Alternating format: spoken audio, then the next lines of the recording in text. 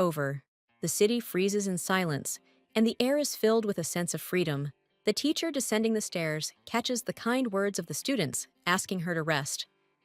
Tiredness is visible in her gait, but also inner satisfaction. The teacher sees an update to her favorite novel on her phone. Thoughts about characters and plot twists flare up with curiosity and anticipation. She knows that the weekend will be spent at home, immersed in reading. This is the best way for her to recharge after stressful days. Hiding in her room with her laptop, she notices with mild annoyance that the writer has once again dragged out the sequel. Her determination grows. This is no reason to give up. Deciding to be optimistic, she is inspired, promising herself to remain a loyal fan of history. That night, she will have a literary adventure. She opens a popular novel with a bright and mysterious title. Her mind comes alive with thoughts of magic and heroes, promising an unusual plot. The story follows a girl who is surrounded by 3 extraordinary admirers, each of whom brings their own magic into her life. Among them are a young butler, a mysterious magician, and the prince of the kingdom. Each seems like an unattainable ideal. She wonders if she envies these characters. Knowing that it is just a fantasy, she dives into the story, filling the night with dreams and magic. In a strange world, the heroine realizes that she has become a secondary character, but she is attracted by the author's unique style and charismatic heroes. She is overcome with joy at the sight of the 3 main characters. The long wait is justified by their vivid images and magical atmosphere. Exploding with emotion, she eagerly demands the continuation of the story, feeling like a suffering fish, hypnotized by the magic of the plot. The silent night becomes fateful. The prince slowly pronounces her name, creating a mystical and tense atmosphere around her. His gaze penetrates her soul, causing her confusion and trepidation. Everything seems unreal, but she feels the power of the moment. The majestic prince holds her hand with unshakable confidence, but someone intervenes, causing an internal conflict. The mysterious stranger reveals his name, adding more mystery and hints of a complicated relationship to the story. The prince notices a violation of the rules of the game. His calm turns to anger, and the tension between the heroes reaches its peak. 2 heroes clash in an argument. One reminds him that he doesn't have to obey the rules. The other hides a smirk behind a mask of nobility. The fair-haired hero, with the fiery gaze, decides to do things his own way. His confidence creates an aura of dangerous attractiveness around him. The mysterious Arvon Havlin suddenly appears on a dark street, attracting the attention of 3 people. Their reaction is a mixture of surprise and tension. Arvin looks soft and a little shy. His smile seems sincere, but the girl understands. Only in front of her is he real. In another reality, a woman stares at her laptop screen, frustrated by the lack of new chapters in her favorite novel. Her head is spinning with fatigue, and her vision is starting to blur. She wonders if she's been working too hard lately. When she wakes up, she finds herself in a strange room. She thinks it's a dream, but the setting seems too real to her. She realizes that she has found herself in the world of her novel, The Flower of the Beast. She is confused and trying to understand what is happening. Approaching the mirror, she sees a completely new reflection. She is shocked that she has become a different woman. She notices that her new body is young and refined. Her previous appearance with eternal circles under her eyes seems distant. She experiments with her reflection in the mirror, turns, looks right, left, and even squats trying to understand her new body. The plot begins. The heroine who finds herself in the body of another begins her story in the world of a novel full of unexpected events. A girl with a strong emotionality suddenly notices herself in the mirror and is surprised to realize that she sees a stranger. Her face becomes the embodiment of shock and confusion. She gradually pulls herself together, reflecting on her situation. A glance at her own reflection suddenly brings a slight smile, as if she finds comfort in what is happening. Despite attempts to calm down, emotions take over. The girl, unable to cope with her feelings, burst into tears, falling to her knees. It seems to be a moment of complete despair. Her scream brings the maid running, alarmed and concerned. The girl, through tears, tries to explain what is happening to her, but her emotions do not allow her to do so clearly. Following the maid, a couple appears who appear to be her parents. They are alarmed, asking in confusion what happened to their daughter, but there is no answer yet. The girl, still confused, looks at the unfamiliar couple and wonders who they are. The maid explains that they are her parents, adding more confusion to her mind. When the emotions subside a little, the girl sits by candlelight and reflects. She understands that tears will not solve her problem and tries to concentrate. She takes a pen and writes down everything she can remember about her life and the people around her. This moment is an attempt to understand what happened to her. An hour later, she is lost in her thoughts and feels almost powerless. Her brain literally refuses to work, which makes her despair. Recalling the novel she read, she is lost in trying to reconstruct the details. She calls herself to calm down, realizing that the answers must be sought within herself. Lottie, a girl with blonde hair and brown eyes, wakes up thinking about the past. Her thoughts are confused, and she remembers only her connection to an aristocratic family. She realizes her fate. Her existence is only necessary for the suffering of the main character of the story. This makes her laugh and feel bitter. Lottie sees the main character, who comes to the kingdom to study at the age of 18. She understands that she must act thoughtfully. She encounters a mysterious man who notices her uniqueness, which makes her suspicious and curious. Lottie is puzzled as to why she knows so many details. She decides to put all her knowledge together and understand herself. She is getting used to life in this world. Lottie adapts to new habits, food, and life, trying to gain confidence. She begins to settle into the house and establish relationships with the people around her. Gradually, her fears go away. Lottie is surprised to notice that after a month, she is no longer afraid of her new reflection in the mirror. She feels progress. She completes full adaptation in 6 months. Now she is confident and ready for a new life. Lottie, transformed, sets off in a carriage, symbolizing the beginning of a new stage. Her inner peace is reflected in her smile. Lottie embraces her new life with pride, finding joy and gratitude for all she has despite the trials. 2 years have passed. Lottie looks mature and confident. Her name is called, and she turns around, slightly surprised, maintaining her calm and dignity. The screen shows 3 contenders for Lottie's heart: Loda, Esben, and Arvon. Her charming smile adds intrigue to the question of who she will choose. Lottie is worried, afraid that she might be deceived, but her sincere emotions make her image even more touching. In a dark space, Lottie reflects on the past, but instead of fear, she decides that she will no longer run away from reality, gaining inner strength. Lottie decides to accept the role that has been given to her. Despite the difficulties, she promises herself to cope with the situation by being determined. In the competitive popularity race, Lottie is inferior to Evelyn, but her determination and self-confidence give her the strength not to be a gray mouse. Lottie shows off her mischievous nature by throwing juice on Evelyn's face under the guise of a beauty treatment, adding humor to the plot. Tension builds between Lottie and Evelyn. Evelyn tries to hold Lottie back, but she breaks away, choosing to quietly slip away from the conflict. Lottie concludes her reflections, enjoying the moment. Her choice to live in reality and embrace life gives her story inspiration. Lottie, a girl with bright golden locks, finds herself the center of attention when she meets 3 handsome young men who are immersed in a mysterious atmosphere. She realizes that before the main character appears, she needs to find a chance to talk to these mysterious characters who attract her attention. Lottie, determined, looks around for heroes, but instead of answers, she is faced with a growing sense of anxiety and mystery. She continues to search tensely, examining every corner, to find the heroes as if she senses that the answers are close, but still out of reach. Trying to look into unexpected places, Lottie opens a trash can, where she suddenly realizes that the heroes of her dreams remain somewhere far away. In a fit of emotion, she screams, trying to understand where these mysterious figures have disappeared to, and comes to the conclusion that there is an insurmountable wall between her and them. But suddenly, she calms down, thinking that there is still a chance if she thinks about it carefully, and anticipation awakens again in her heart. Lottie turns around excitedly, thinking she has finally found one of the heroes, and her face lights up with joy at the unexpected meeting. However, instead of a prince, she picks up a rabbit and is surprised, as if the world has decided to play a joke on her once again. Turning around, she sees another rabbit and notes with slight annoyance that these creatures continue to appear in her path. Lottie is walking in the garden, surrounded by many rabbits. She counts them, wondering how there are so many of them enjoying their playful companies.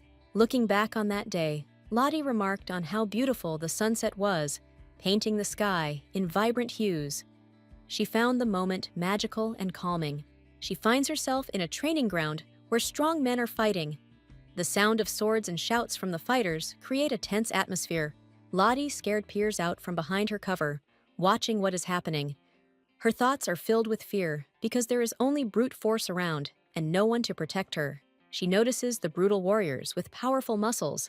Their images frighten her. Lottie wonders why there are so many intimidating men here and feels out of place. Standing under the blazing sun, Lottie feels herself getting hot. At the same time, her attention is drawn to the impressive warrior with his perfectly defined abs. Struck by what she saw, she internally admires his physical form. Her thoughts are filled with admiration despite the general threatening atmosphere. That day, Lottie noticed such power and strength for the first time. She realizes that she is very tired, but she feels inside that these impressions will stay with her for a long time. She returns to the village, where everyday life goes on as usual. People around her are busy with their own affairs, and the noise of the city streets brings her back to reality. Lottie reflects on her life, believing that such events usually only happen in stories. She hopes that exciting adventures and encounters with heroes await her in the future. Lottie walked down the street, wondering how best to deceive dangerous people if she met them. She decided to play the victim to avoid trouble. Her attempts to escape from trouble were interrupted by a bandit who roughly pushed her out of the way. He was clearly in a bad mood, threatening her with a knife. Lottie was scared, but tried to justify herself. However, the man continued to threaten, causing her to panic. The situation escalated when a menacing man challenged Lottie to a duel. She was scared to tears, but did not know how to get out of it. In fear and despair, she unconsciously accepted the challenge. Although she continued to beg for mercy, she realized that she could be beaten. As she was mentally saying goodbye to life, a mysterious man suddenly appeared and stopped the situation. Lottie could not believe in salvation. The stranger asked if everything was okay with her, but she just looked at him in confusion, not understanding who was in front of her. The man held the enemy, trying to protect Lottie. She asked in horror who he was and why he was helping her. The defender explained that the place was dangerous and asked Lottie to return home. His confidence gave her peace of mind. Lottie later realized that her father had sent secret guards after her. She felt grateful for his concern, even though she heard a stern lecture from him. Lottie remembers how her father forbade her to leave the house, and she vowed never to break that rule again, feeling empty inside. She realizes that her chances of meeting the main characters are so small that it is comparable to the impossible marriage between a peasant and a noblewoman. 10 years later, Lottie reflects on the time that has passed since she began a new life trying to find meaning and follow her destiny. The girl is surprised that after all these years, she has never met the main characters, wondering what they look like and where to look for them. Suddenly, a dove pounces on her with a loud noise, which becomes an unexpected and slightly frightening moment in her calm routine. Realizing it is just a homing pigeon, Lottie becomes irritated, noting that it could be prettier, and is relieved of her confusion. Upon receiving the letter, she curiously unfolds it, reading an important message that awakens in her some hope for change. Lottie holds her book about the king's knights in her hands and is proud to have become a famous writer in 10 years. Despite the success, the girl feels doubt spending another day in thought, losing confidence in her own strengths and choices. Feeling the weight of time, Lottie reflects on her achievements and unfulfilled dreams, trying to find an internal point of support to move forward. Lottie listens intently as two girls discuss Hansen and Lodman. They debate who is the boss based on height, but the conclusion seems debatable. The lively dialogue gives way to the idea of judging by character. Laughing, the friends decide that the best option is Lodman on top and Hansen on the bottom. Lottie is quietly dissatisfied. Lottie remembers herself in the past. She was a dreamy girl who loved couples and noticed aesthetic details like a mole under her eye. A sudden question arises in her mind. Is there something like gays in this world? This discovery awakens in her the confidence to start writing original stories. She dives into the process with enthusiasm. Her pen moves quickly, and her inspiration never runs dry. Lottie is amazed at how easily the text now comes. The friends are enjoying the moment, ordering books in advance. The mood is light, but Lottie's attention is clearly focused on future success. At a meeting with a bookseller, Lottie is outraged by the delay in publishing her story. She is informed that her book is still in print, adding to the tension. The store's previous promises to return the book irritate her. The friends try to defuse the situation by discussing rumors about the book's imminent sequel. At sunset, Lottie holds her book proudly, the wind blowing the pages, and she feels inspired to do more. Her book quickly becomes a hit. Lottie is a huge success and is already preparing for the next wave of popularity, realizing that her passion has paid off. Lottie, a 15-year-old girl, is proud of her book, which has become popular but is only available in dark alleys. Its popularity is intriguing. Lost in her thoughts, Lottie notices the interest of Shella, her friend who watches her joy with a smile. Shella is clearly intrigued. Taken by surprise, Lottie makes excuses by hiding the letter.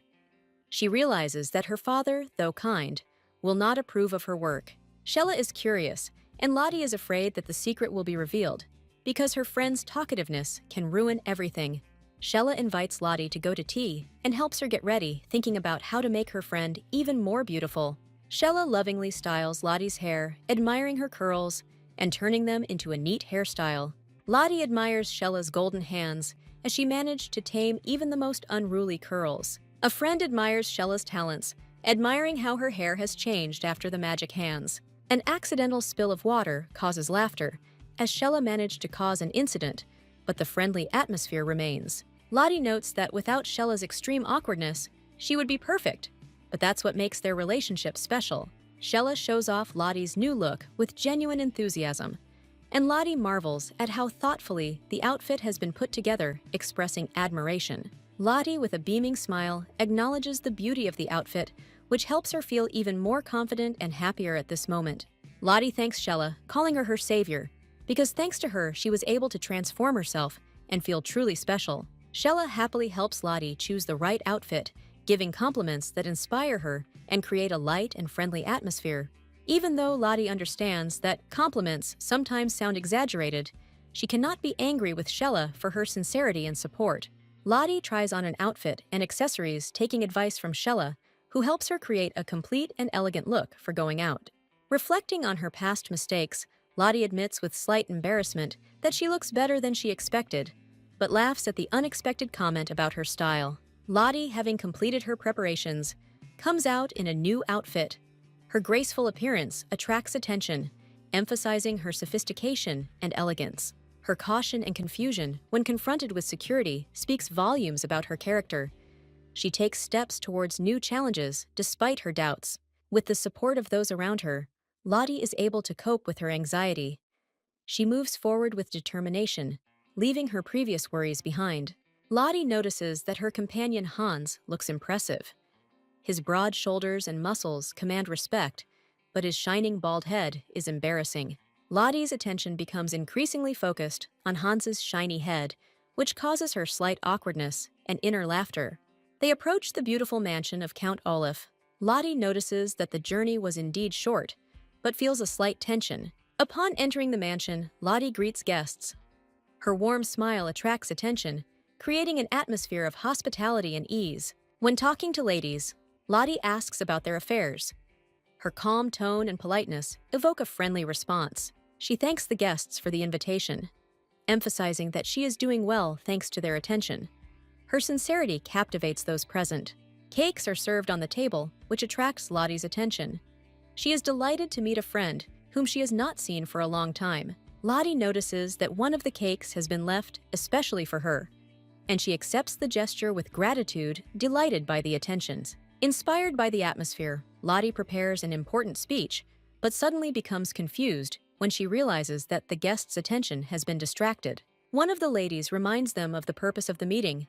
The upcoming ball, in honor of Princess Roselia, Lottie concentrates preparing for important discussions. Lottie notices two women discussing different types of butter, as if it were a rivalry, and reflects wryly on the thoroughness of their research. Lottie and her friend Kano joke around, but Lottie doesn't quite share her amusement. Their interaction shows a contrast in their personalities. One is lively, and the other is thoughtful. The narrative switches to an announcement of a grand ball hosted by the royal family. The atmosphere is filled with intrigue and anticipation. Lottie learns that Prince Laud will be attending the ball. This arouses her interest, mixed with a slight irony about the simplicity of his name. Lottie almost loses the thread of the conversation, wondering if such a simple name would suit a prince. Her friend is surprised that she is so thoughtful. The girls exchange rumors about the prince, trying to figure out if the stories about his mysterious nature are true. The situation becomes more and more mysterious. While dreaming about Prince Lod, the image of a mysterious man appears. Lottie is infatuated, but admits that she has never seen him. The man, presumably the prince, smiles mysteriously, which makes Lottie feel like this time things will be different. The reason for the ball is revealed to be a celebration of Princess Roselia's coming of age. All events seem to be connected to this moment. Lottie realizes she's missed important details and struggles to make sense of what's happening, realizing how much could change at this ball. At Princess Roselia's ball, noble guests gathered discussing the upcoming meeting with Prince Lod. Everyone was expecting something grand. Lottie, enchanted by the atmosphere of the ball, remembers that this will be the first appearance of the main character of the story and a meeting with the mysterious prince. The girls at the table are whispering excitedly. They dream of finally seeing Prince Lod, who is famous for his incredible beauty. Rumors about the prince make hearts flutter.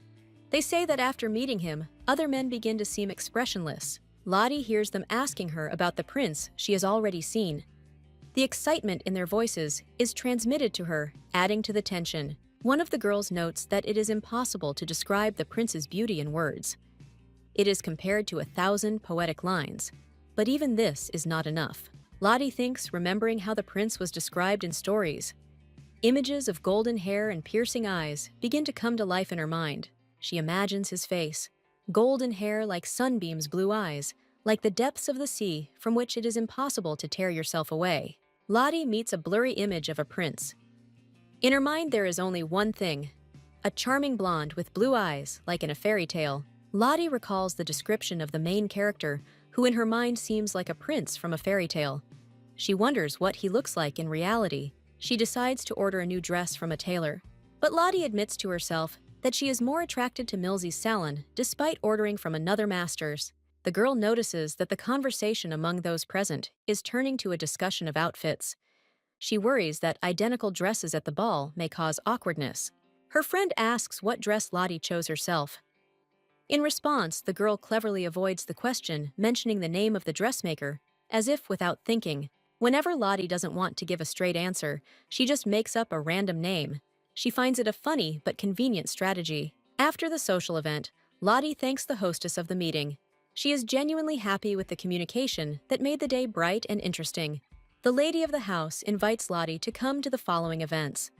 Despite her pride, Lottie realizes that she is not without kindness. During another conversation with another guest, Lottie realizes that it is easiest to talk to people who are similar in character. This creates comfort in communication. Back home, Lottie shares her impressions with her family. She remembers the fun atmosphere of the picnic. Although she is a little tired from the active day, Lottie retreats to her room, enjoying the silence. She reflects on her busy day and dreams of the next meeting. Lottie, a beautiful girl with golden hair, feels excited, realizing that her longtime dream is very close, right before her eyes. Her heart is full of anticipation. The little maid, full of enthusiasm, offers to take care of Lottie's hair, but her excessive zeal only causes embarrassment to the girl. The maid continues to ask Lottie with concern what she wants to do first. Take a bath or eat. Lottie is lost in her own thoughts slightly, at a loss as to what to do next. The girl gets out of bed, putting her thoughts in order. She decides to get ready and start the day with a clear head, thinking about the next steps. Lottie is suddenly overcome with a sense of disappointment in herself. She regrets not having prepared better and blames herself for missing the opportunity to study the novel that seemed to be such an important part of her new life. Lottie recalls key events. On the day of Princess Rosemia's coming of age, the main character, Evelyn, is due to go on stage. This knowledge awakens in her a sense of responsibility for the upcoming events. Her memory stops at the bright moments of the novel's plot, but most of the details are lost. This causes Lottie to feel inner unrest and confusion. Lying on the floor, Lottie realizes how long she has been waiting for this moment. Her excitement turns into determination to act, despite her gaps in knowledge. Sometimes she is tormented by dreams of her past life, which prevent her from sleeping and make her think about the strange intersections of her two realities. This gap between dreams and reality becomes her eternal dilemma. However, Lottie finds comfort in her new life, where she has no job and no problems, only her own capital, food, and comfort. Her world seems easy and pleasant despite her inner experiences. Lottie recalls a difficult past life. She was oppressed by teachers, parents, and even students. She feels lost in a world full of negativity. Lottie's parents, long divorced, constantly put pressure on her with their expectations. This only added to her stress, making her life unbearable. Lottie has lived 25 years without love or happiness. Her past seems empty and full of pain to her, which adds to the contrast with her new life. Having moved to a new world, Lottie found herself in a rich family. She is surrounded by kind and wealthy people, which became an unexpected happiness for her. Now her life is calm, which sometimes even seems boring. Lottie reflects on the changes and how fate gave her this chance. Lottie reflects on her destiny as a gift from heaven. She is grateful for the opportunity to be reborn and correct the mistakes of the past. However, she regrets her role in the new world, dreaming of being not a secondary character, but something more. She feels sad for the ugly characters created to contrast with the main characters, and she empathizes with their fate. Lottie will soon be able to see the castle described in the stories. She is filled with excitement and looks forward to this moment. She decides to occupy herself by thinking about the preparations, and with a smile suggests trying to make popcorn to brighten up the wait. The morning starts off stormy for Lottie. Her maid persistently persuades her to go buy a new dress, anxiously worrying about her appearance. Lottie wakes up irritably, and her assistant declares that she must make a dazzling impression on everyone at the ball. During the conversation, it turns out that the purpose of all the preparations is to attract the prince's attention. Lottie is surprised that this information is already known to everyone. The maid, full of enthusiasm, sings and dreams of fashionable outfits, but Lottie categorically declares that she is not going to buy a new dress. The statement shocks the maid, who cannot understand why Lottie would refuse such an important acquisition. Lottie explains that she recently received a new dress from her aunt and thinks it would be a waste to buy another one. However, Lottie's gaze is so convincing that the maid trying to resist realizes her helplessness before her charm. Inspired, the maid decides to study makeup to help Lottie look even better, putting all her energy into it. For the sake of her mission, she leaves for training, intending to bring back new knowledge and experience to the mansion to transform Lottie. Lottie spends her time trying to make popcorn, but all her experiments end in failure, adding irony to her everyday life. Lottie bursts into the house and enthusiastically announces her return. She is clearly full of energy and joy, but she does not notice how she is frightening those around her. Seeing her mistress in a charred state, Lottie begins to fuss with surprise and alarm. Her concern is mixed with comical confusion. Lottie helps her mistress to tidy herself up by choosing jewelry. Lottie sincerely wants to help, but the mistress indifferently agrees to any brooch. The girls actively discuss clothes, choosing options that will suit the light skin of the owner. Everyone is involved in the process, creating a cozy atmosphere. After several attempts, they find the perfect dress. Lottie and her friend discuss the details with excitement, praising the well-chosen combinations. The hostess, visibly tired, jokingly says that she is about to die from fatigue, but patiently waits until the outfit is finally ready. The workers enthusiastically decorate the outfit with pearls, rejoicing in the work done.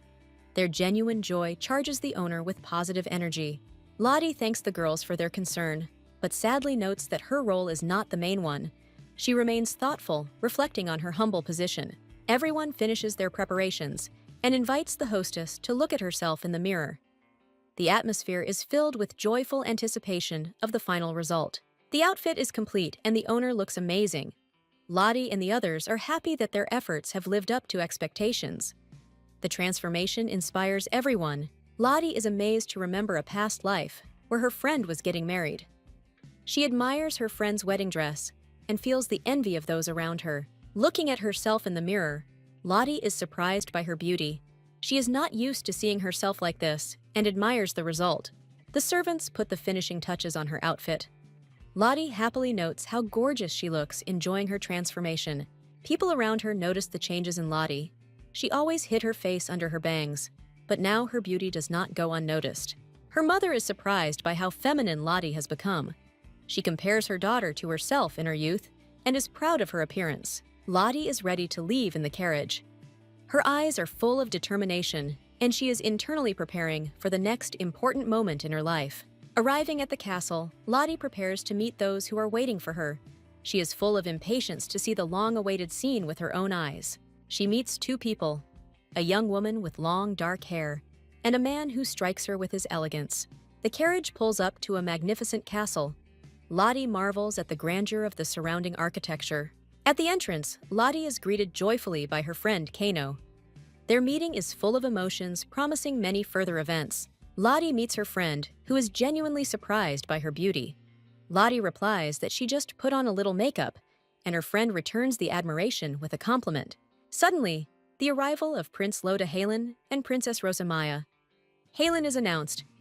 This makes the friends wary and distracts them from their conversation. Lottie sees something fall, and it shocks her. She can't help but be surprised as she watches the scene closely. An elegant man with blonde hair radiating nobility enters the room. Lottie realizes that her thoughts are starting to get confused. Lottie's gaze falls on the man, and she remembers something important. Her past is connected to this man, and the discovery stuns her. A friend shares her impressions of meeting an actor nicknamed Elfman. She conveys her emotions to her friend. The friend admits to being struck by his charm and enchantment. Lottie feels her own experiences echo in this story. The friend expresses her emotions vividly, praising the man's beauty and charisma. Lottie begins to understand her feelings better. Lottie remembers scoffing at her friend's reaction, but now she shares her surprise and admits her mistake. Lottie decides that she must do everything possible to meet the prince. She realizes that this man plays an important role in her life. Lottie watches the blonde man with his exquisite appearance. His beauty strikes her to the depths of her soul, and she cannot take her eyes off him. Lottie reflects on humanity and her place in society. Her thoughts are filled with excitement because she feels that she is unfairly deprived of attention. Lottie compares herself to Rondimio, realizing that they were both drawn by the same artist. She reflects on her caricatured appearance and the blonde's perfection. She notices her friend whispering that she has bulging eyes. Lottie realizes that the blonde is not only handsome, but physically perfect. The blonde man gets attention from all sides. His confidence frightens Lottie because he personifies the main character with unrivaled charisma. Lottie suddenly wonders about Ibelin's whereabouts, wondering why she hasn't shown up yet, adding to her inner unease. She notices how the blonde man shines with his beauty, which strikes her to the depths of her soul. Lottie realizes that his appearance outshines everything around him. Everyone looks at Rondimio, and Lottie notices how he pays attention to Ibeline. She concludes that he would be an idiot not to notice her. Lottie is delighted to see that Ibeline is finally entering the plot. A glimmer of hope for an interesting development crosses her mind. Ibeline reads a book indifferently, as if ignoring the company. Lottie is surprised by her calm and does not understand how she remains so detached. A girl with long black hair reads a book, ignoring a blonde man with an arrogant look who is trying to get her attention. He is confused by her indifference. She turns the page, remaining lost in her thoughts. People around her begin to whisper, watching her behavior, which causes surprise. Her cold indifference puzzles those around her, but she does not react, concentrating on her thoughts. The blonde feels ignored, which is new to him. He moves closer, trying to see if she even notices him. However, her gaze remains focused on the book, completely ignoring his presence. Her indifference awakens a strange feeling in him that he has not encountered before. Her green eyes seem like a riddle that he wants to solve. Another girl observing the situation realizes that the events are repeating the plot of the novel she read. She is amazed by their exact coincidence. The blonde, pretending to be unperturbed, touches his hair and laughs, trying to hide his embarrassment.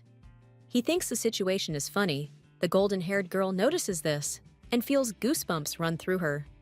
She realizes that everything is going according to the book's scenario. Lottie the blonde begins to realize that she is inside the story of the novel. She devises a plan to use this to her advantage. She notices that the blonde can achieve everything thanks to his appearance, despite his self-confident and sometimes stupid behavior. Lottie tries to understand the behavior of those around her by listening to their reactions.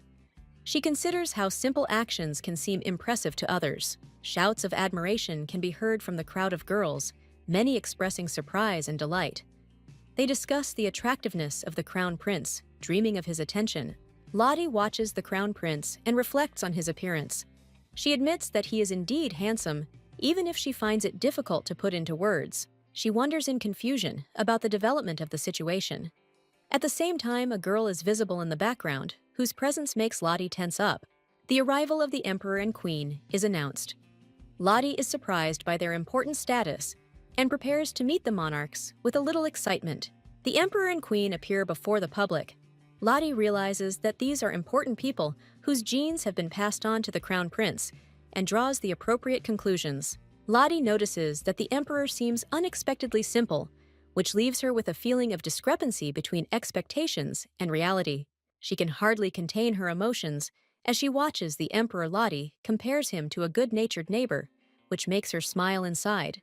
The Emperor thanks those gathered for their participation in the celebration. He congratulates Rosaline on her 17th birthday, emphasizing the importance of this event. Lottie admits that the Emperor managed to attract the attention of everyone present with his speech.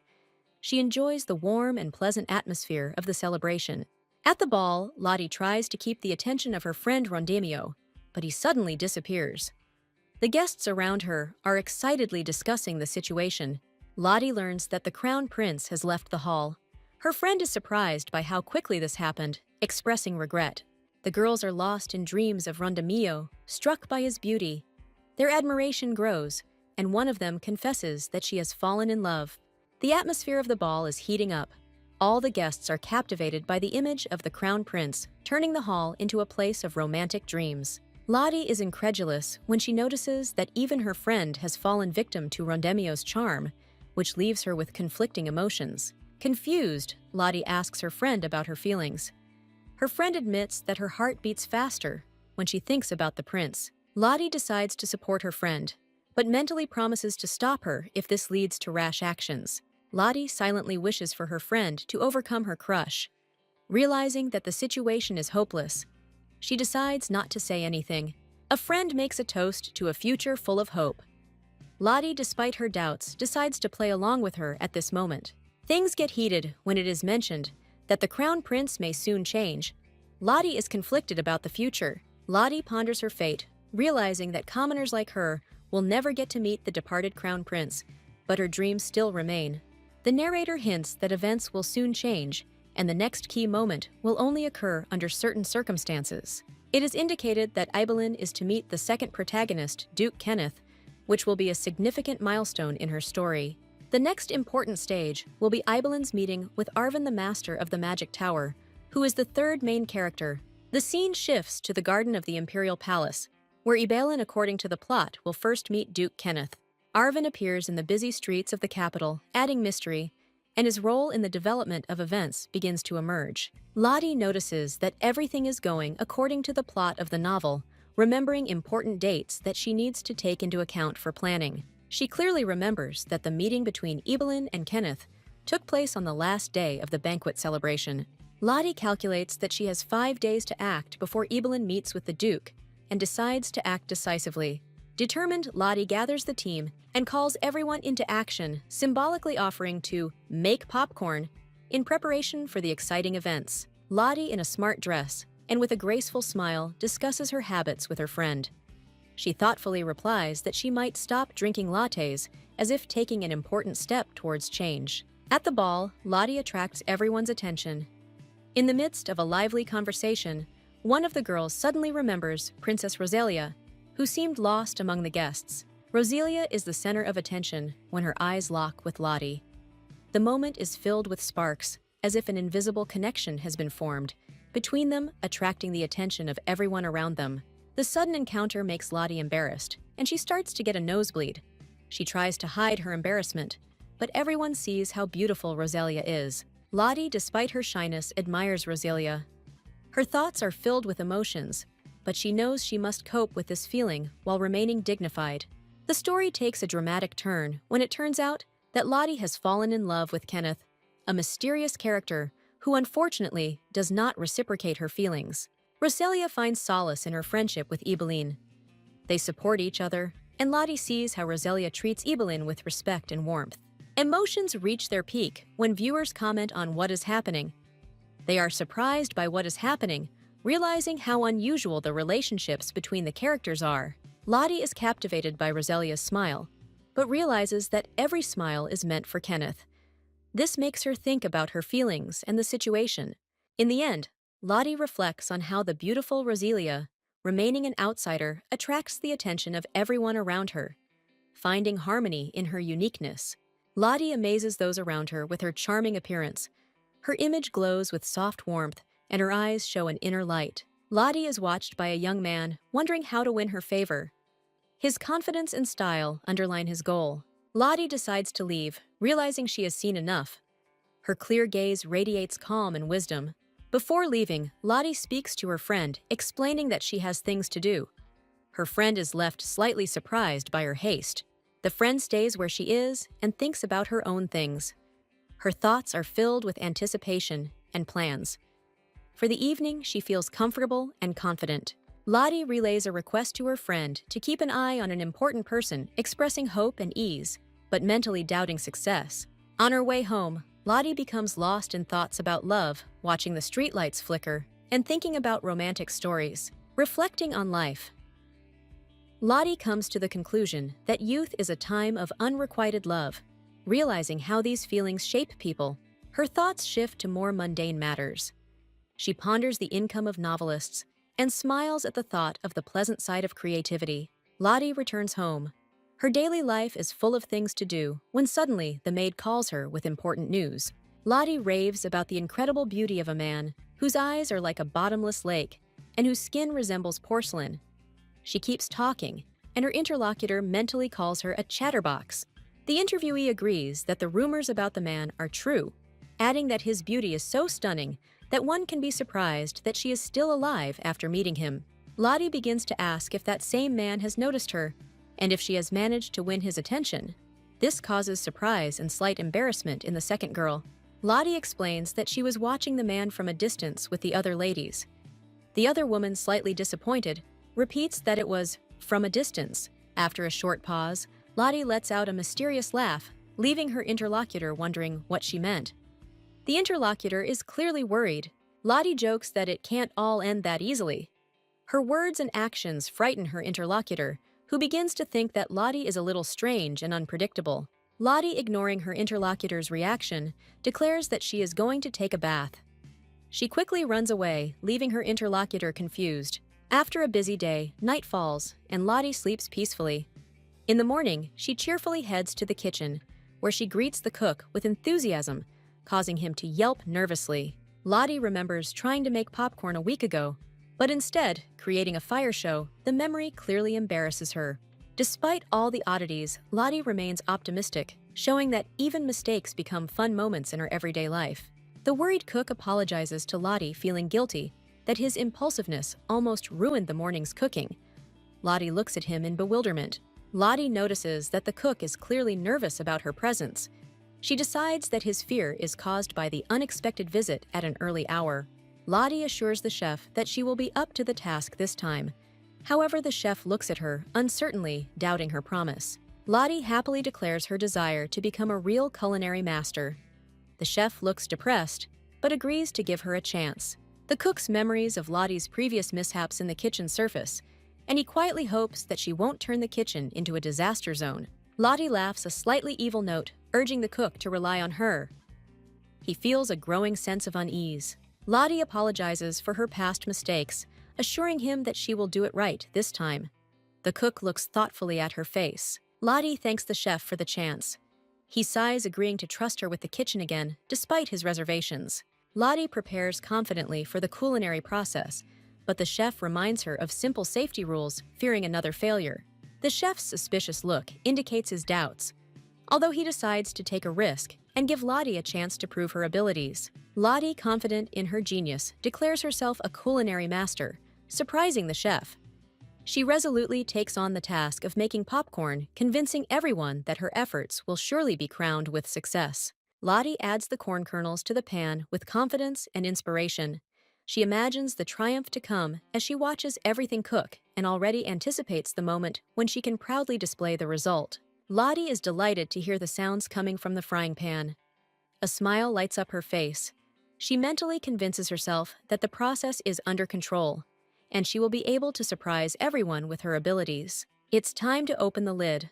Lottie lifts it triumphantly, expecting to see delicious golden popcorn. But her delight turns to shock when she discovers that everything is burnt. Disappointment washes over Lottie. She looks at the black pieces and can't believe how things turned out. Her confidence crumbles, giving way to confusion. Lottie is overcome with emotion, and she can't hold back her tears. She laments that she couldn't succeed despite her diligence and confidence in victory. Feeling helpless, Lottie complains about her inability to find help or a prescription. Her frustration is further heightened by the realization of her own mistake and failure. The cook, observing Lottie's emotions, tries to support her, but is perplexed by how seriously she worries about ordinary popcorn. Her persistence amazes him. Lottie continues to lament the unfairness of the situation while expressing her determination not to give in. She is not ready to admit defeat, even if everything has gone wrong. Realizing her mistakes, Lottie understands that failures are part of the journey. Despite her disappointment, she decides to continue improving, promising herself to achieve success in the future. Lottie, a blonde with brown eyes, is sad thinking about how wrong it is to watch a movie without popcorn. Her emotions are expressed in a look of disappointment and a quiet sigh of longing. Suddenly, the chef approaches her, offering to forget about popcorn and try other snacks. His cheerful face reflects confidence in his proposals, which in his opinion are not inferior to the usual delicacy. He mentions dried fruits, adding that they are not only healthy, but also incredibly tasty.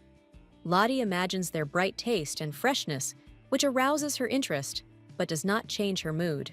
Lottie considers this, but her preoccupation with popcorn gets the better of her. She firmly states that for a true viewer, popcorn is an essential part of the ritual and calls the alternatives unsuitable. At that moment, she realizes that she almost fell for the cook's trick. An inner voice tells her that the cunning cook used her weakness to make her give up her favorite delicacy. The cook, not giving up, continues the conversation. His thoughtful look indicates that he wants to offer something new. His whole appearance expresses confidence, as if he knows how to convince Lottie. He assures Lottie that the problem is not with the popcorn at all, but with the quality of the corn. His suggestion sounds convincing, and he suggests trying a different type of grain. Lottie remembers trying different types of corn, but still wonders if the quality of the kernel really does affect the taste. Her gaze becomes more serious. She realizes the chef has a point and muses on the variety of grain quality. A new variety might just bring back the joy of popcorn and movie nights. Finally, Lottie's eyes fall on a brightly colored package of popcorn. Deciding to give the chef a chance, she accepts his offer, regaining hope of enjoying popcorn to the fullest. Lottie explains that she used the wrong ingredients for her dishes, which is why the result did not meet expectations. The chef, concerned about the situation, decides to immediately go with her to the market to fix the situation. Lottie's assistant Daefu suddenly undergoes a transformation.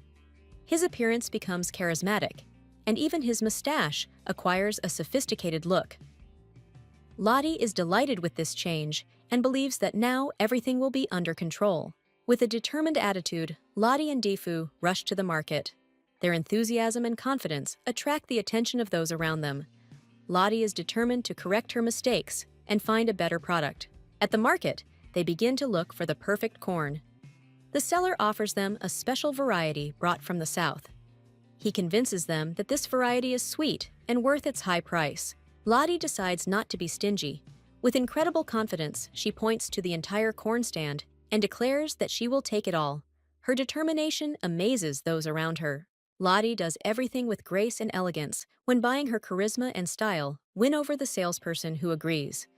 The team completes the purchase in high spirits. Using the corn she bought, Lottie makes popcorn. The process becomes a real celebration. The popcorn literally flies all over the kitchen, creating an atmosphere of fun. After trying the popcorn, Lottie notices that the taste is still not perfect. Her face expresses thoughtfulness. It seems that she is missing something for the complete harmony of taste. The chef prompts Lottie to add salt. His confident smile restores the girl's optimism. She listens and begins cooking with enthusiasm again. The addition of salt results in perfect popcorn. Lottie happily enjoys the taste, knowing that she has found the key to success. Lottie was delighted to discover popcorn. This delicacy amazed her with its taste and aroma so much that she decided that she could not enjoy it alone, sharing her emotions with others. Seeing Lottie running enthusiastically down the hall, the maids frantically tried to tell her the important news. She was so absorbed in her thoughts that their cries barely reached her. Lottie, despite her playful nature, decided to try sharing her popcorn. She persuaded others to try it, and they were surprised to discover how delicious it was, turning their surprise into satisfaction. During the tasting, Lottie decided to involve everyone around her. She excitedly offered everyone to try turning the process into an exciting event, as if she were flying a plane. While Lottie was enjoying her popcorn, someone around her tried to talk some sense into her. They reminded her that it was not appropriate for a grown lady to run around so energetically, but her joy could not be stopped. Her confidence and serenity so impressed those around her that even their stern looks softened. Lottie believed that her imperturbability could have touched even Karl Marx. A sense of accomplishment dawned on Lottie as she was able to share her joy with others. She radiated contentment and confidence, proud of her achievement. Lottie considered making more popcorn. She decided that she needed just enough so as not to overdo it, and moved on to deeper thoughts about the importance of balance. Her thoughts about the dangers of trans fats and cholesterol sparked an internal debate. She realized that pleasure sometimes requires sacrifice, but moderation is more important for harmony. Lottie wrote down her thoughts about popcorn, noting the importance of counting the quantities. She remembered how she had given up fighting for a prince, choosing to live a simple, quiet life, enjoying the moment. Lottie begins to wonder about her figure after a remark from her maid. She is confused and wonders if she has really gained weight, but tries to remain calm despite the feeling of awkwardness. The maid helps her tighten the corset, but the process becomes painful. Lottie breathes heavily and complains of fatigue, which increases her suspicions about being overweight and causes even more anxiety. Lottie begins to have difficulty breathing and begins to panic. She looks in the mirror and thinks that her figure has changed. Her uncertainty is reinforced by her assumption that she has actually gained weight. She blames herself for overindulging in popcorn. Her sadness is heightened by the realization of how much sweets she has consumed in recent days, and she begins to wonder about the consequences. Lottie remembers enjoying different flavors of popcorn with her friends. The happy moments are marred by worries about her appearance, but she can't resist the pleasure. She realizes that the banquet is approaching and loses confidence in her appearance. Her determination to remain beautiful and dignified increases, but fatigue begins to take over. Lottie shares her concerns with her friend, admitting that she struggles to live up to the ideals. Her thoughts about competing with other girls add to the tension, but she tries to keep her temper in check. Despite trying to look perfect, Lottie feels that it is not enough to attract the attention of the crown prince. Her insecurity grows, but she continues to fight for her feelings. She notices how beautiful other girls are and starts comparing herself to them. Her friend tries to support her, but Lottie is still plagued by doubts and worries. Lottie finally comes to the conclusion that her chances of success are practically zero. Her friend tries to instill confidence in her, but Lottie feels the pressure and continues to doubt herself. Lottie, a blonde with brown eyes, is upset and crying. Her friend accuses her of often using her tears to beg for more popcorn, but after much persuasion, she is allowed to wear a simple dress for the event. Lottie's mother, the Viscountess, bids her farewell with tears in her eyes. Expressing her concern, Lottie is embarrassed by the overprotectiveness, but assures her that everything will be fine. She laughs easily at the situation. Lottie happily plans to make popcorn when she gets home, as hot popcorn is her favorite treat. She sets off walking happily in her outfit, holding a basket of popcorn. Upon arrival at the castle, Lottie admires its majestic architecture. She notices that the meeting will not take place in the banquet hall, but in the garden, where an interesting event awaits her. In the garden, Lottie discovers that someone has climbed a tree. She suspects that it is Evelyn who has decided to fix the unstable bird nest, attracted by her curiosity. Hidden behind the bushes, Lottie watches the proceedings. Her gaze is caught by familiar bunnies, wearing 3D glasses crunching on popcorn. She greets them with a small grin, reminding herself how long it has been since she's seen them. Finally, Lottie spots Evelyn in the tree, who as expected has shown interest in the nest.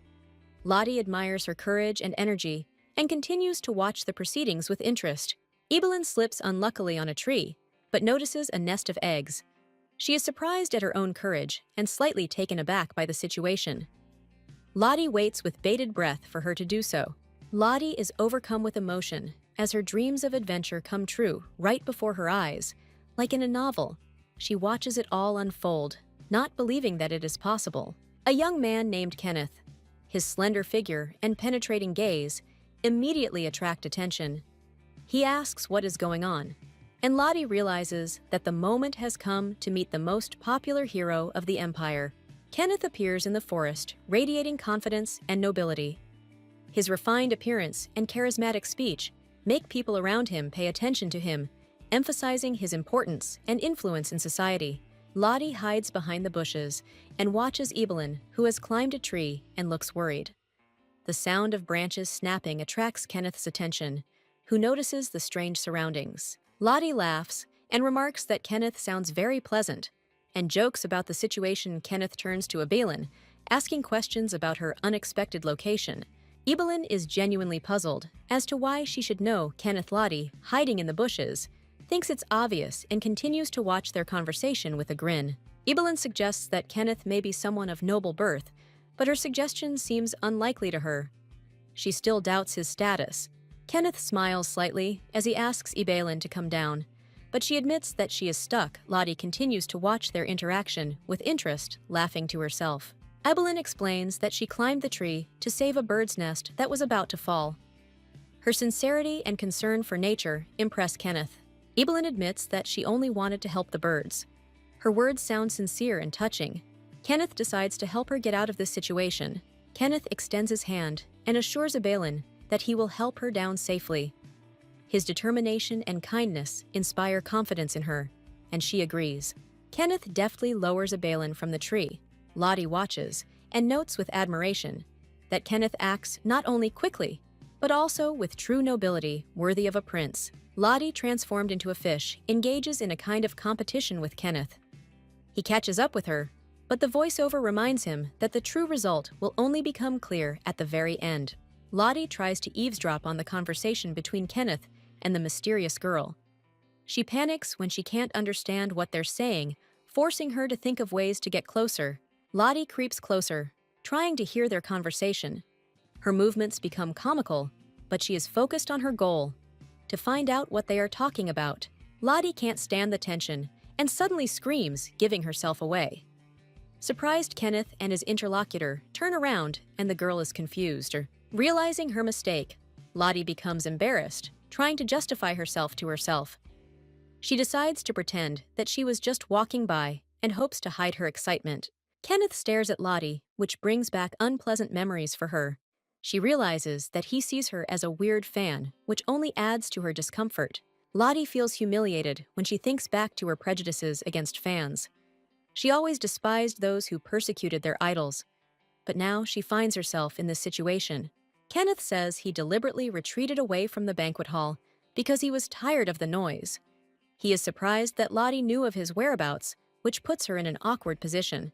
Lottie tries to justify herself by saying that she was looking for a quiet place to eat outside, but Kenneth clearly doubts her words, which casts doubt on her version of events. Kenneth expresses his disbelief, and Lottie realizes that her words sound unconvincing. However, her attempt to wriggle out of it sparks a tense yet sincere dialogue between them. Lottie, desperately trying to justify herself to Kenneth, assures him that she was not following him. However, the young man, based on his painful past, refuses to believe her, believing that everyone is saying the same thing. Kenneth is lost in his thoughts. He remembers his childhood filled with persecution that destroyed his trust in people. These traumas turned him into a man who hates women.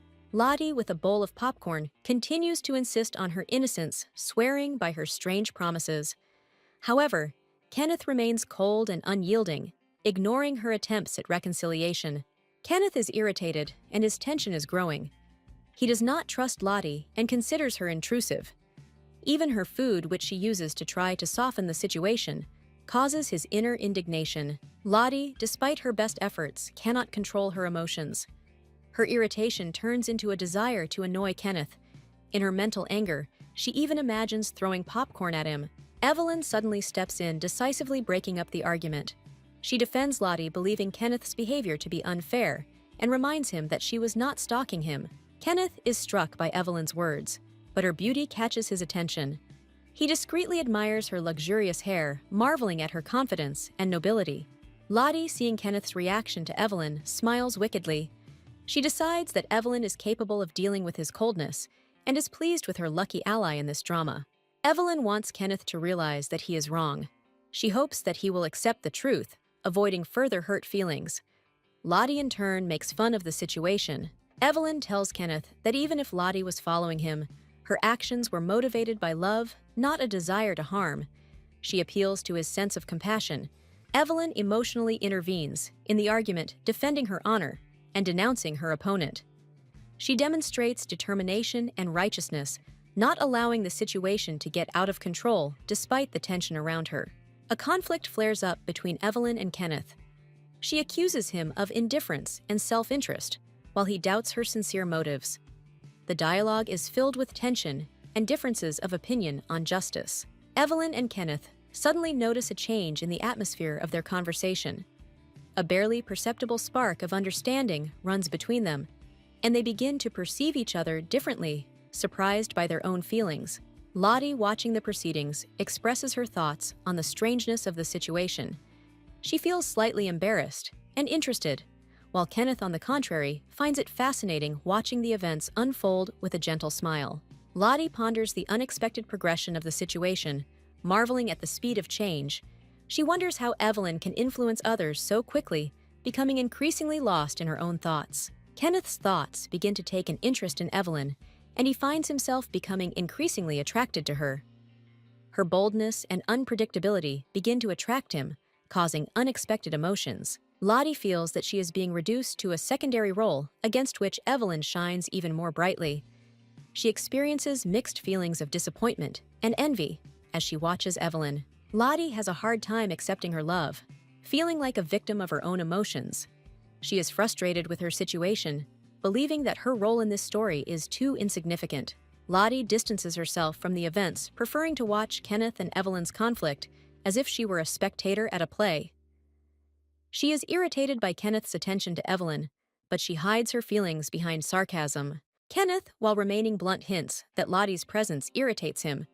Meanwhile, he increasingly focuses on Evelyn, which increases the tension and underlines the intensity of their relationship. Lottie, trying to understand why Kenneth is constantly picking on her, is genuinely surprised. Her thoughts are seething with indignation, and his gaze clearly shows contempt. She sees no reason for such an attitude. Kenneth quips at her, wondering how anyone could be so condescending towards someone like her. Lottie clenches her fist in response, showing her willingness to stand up for herself. Lottie reflects on her changing feelings. She admits that, contrary to expectations, she is beginning to get a strange pleasure from their verbal sparring, although it is difficult for her to understand. Kenneth, with a mocking expression on his face, asks his companion if she heard Lottie's remark. His sarcasm does not go unnoticed, and she in turn can hardly contain her anger. Lottie and Kenneth have a tense clash of eyes. Lottie suddenly hits him, explaining it was an accident, which becomes the climax of their verbal battle. At the end of her tether, Lottie quickly and forcefully inserts popcorn into Kenneth's nostrils, causing him genuine confusion. The scene gains comic tension. Kenneth suffers trying to maintain his dignity, but Lottie does not hide her pleasure in the situation. However, his gaze reflects an unexpected vulnerability that makes Lottie think. Realizing that the situation is getting tense, Lottie decides to run away. Her companion thanks her, but Kenneth takes the opportunity to reproach Lottie, calling her crazy. Despite the knowledge of the risk, Lottie continues to revel in the victory. Her taunts of Kenneth ring loudly, but inside she knows that challenging him is tantamount to suicide. Kenneth remains true to his knightly principles, not drawing his sword against women or children. However, the thought of his popcorn sword makes Lottie laugh, ending their tense interaction. Lottie, in a fit of despair, realizes that she needs to survive in a cruel world. When the situation becomes critical, she finds the strength to defend herself. Despite her fear of Kenneth and his cold determination, morning brings relief when Lottie, enjoying the sun, thanks fate for meeting again. Her energy and smile suddenly break her companion's gloom, causing her to feel mixed feelings. Lottie, caught up in her monologue, fails to notice that her hair has become tangled. Taking care of it becomes a symbol of restoring order and calm to her life, as she explains how she has dealt with injustice. With a smile, she states her principles: to reward goodness and punish evil. Her companion is astonished by this frankness, and Lottie continues declaring that her mission is to implement justice. Lottie mysteriously says that she will tell her story later. Her companion is puzzled by this, but Lottie confidently assures that everything will become clear later, leaving a slight intrigue. Lottie decides to leave her companion smilingly, mentioning that she shouldn't know all the secrets. She walks into the room, leaving behind mixed emotions and a little chaos in the wake of her words. She begins writing a plan, taking the matter seriously. Lottie decides to briefly outline her story to find a solution demonstrating her firm determination. However, her attempts to call for help lead to disappointment. Without giving up, she tries another approach, believing that she can find a way out of the situation. Inspired by the idea, she decides to develop a new plan. Lottie analyzes her options, realizing that the only salvation is to take a strong position. Instead of relying on others, Lottie chooses to improve herself. She strives to become a master swordsman, ready to face challenges while still holding the symbolic twig. Lottie dives into the water, contemplating the possibility of reincarnation or a new life. Her internal monologue is full of sarcasm as she accidentally hits her face on the bucket, demonstrating her awkwardness. She makes a plan to approach a girl named Abelin, seeing her as the key to her goals. However, she is unsure how to gain her trust, given Abelin's loneliness in the original story. Lottie recalls how Ibelin used to be friends with a lady who betrayed her because of her infatuation with the crown prince. This woman dealt Ibelin a blow, having fallen into the clutches of the villainess's intrigues. The girl analyzes that the actions of that traitor were in vain, like dew evaporating in the sun. Lottie decides that she will do everything right, and this will bring her success.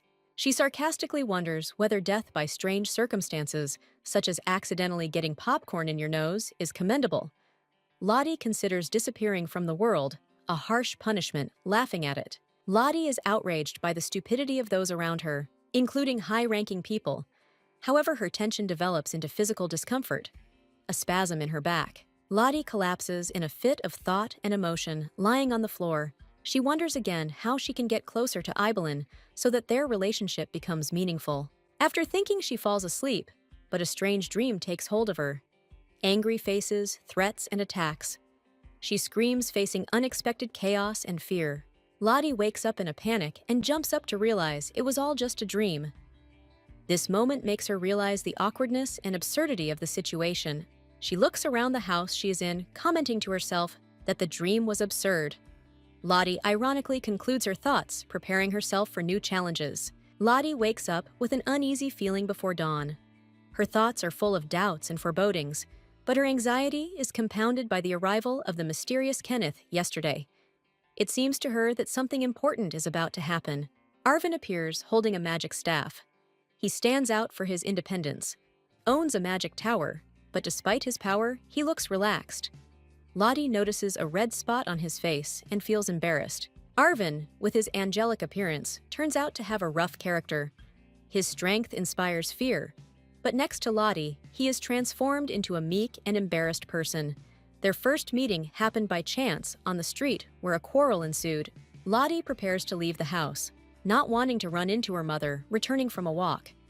She notices that she is too tired after getting up early, but decides to go to the publishing house to take her mind off things. Lottie notices a stir in the street.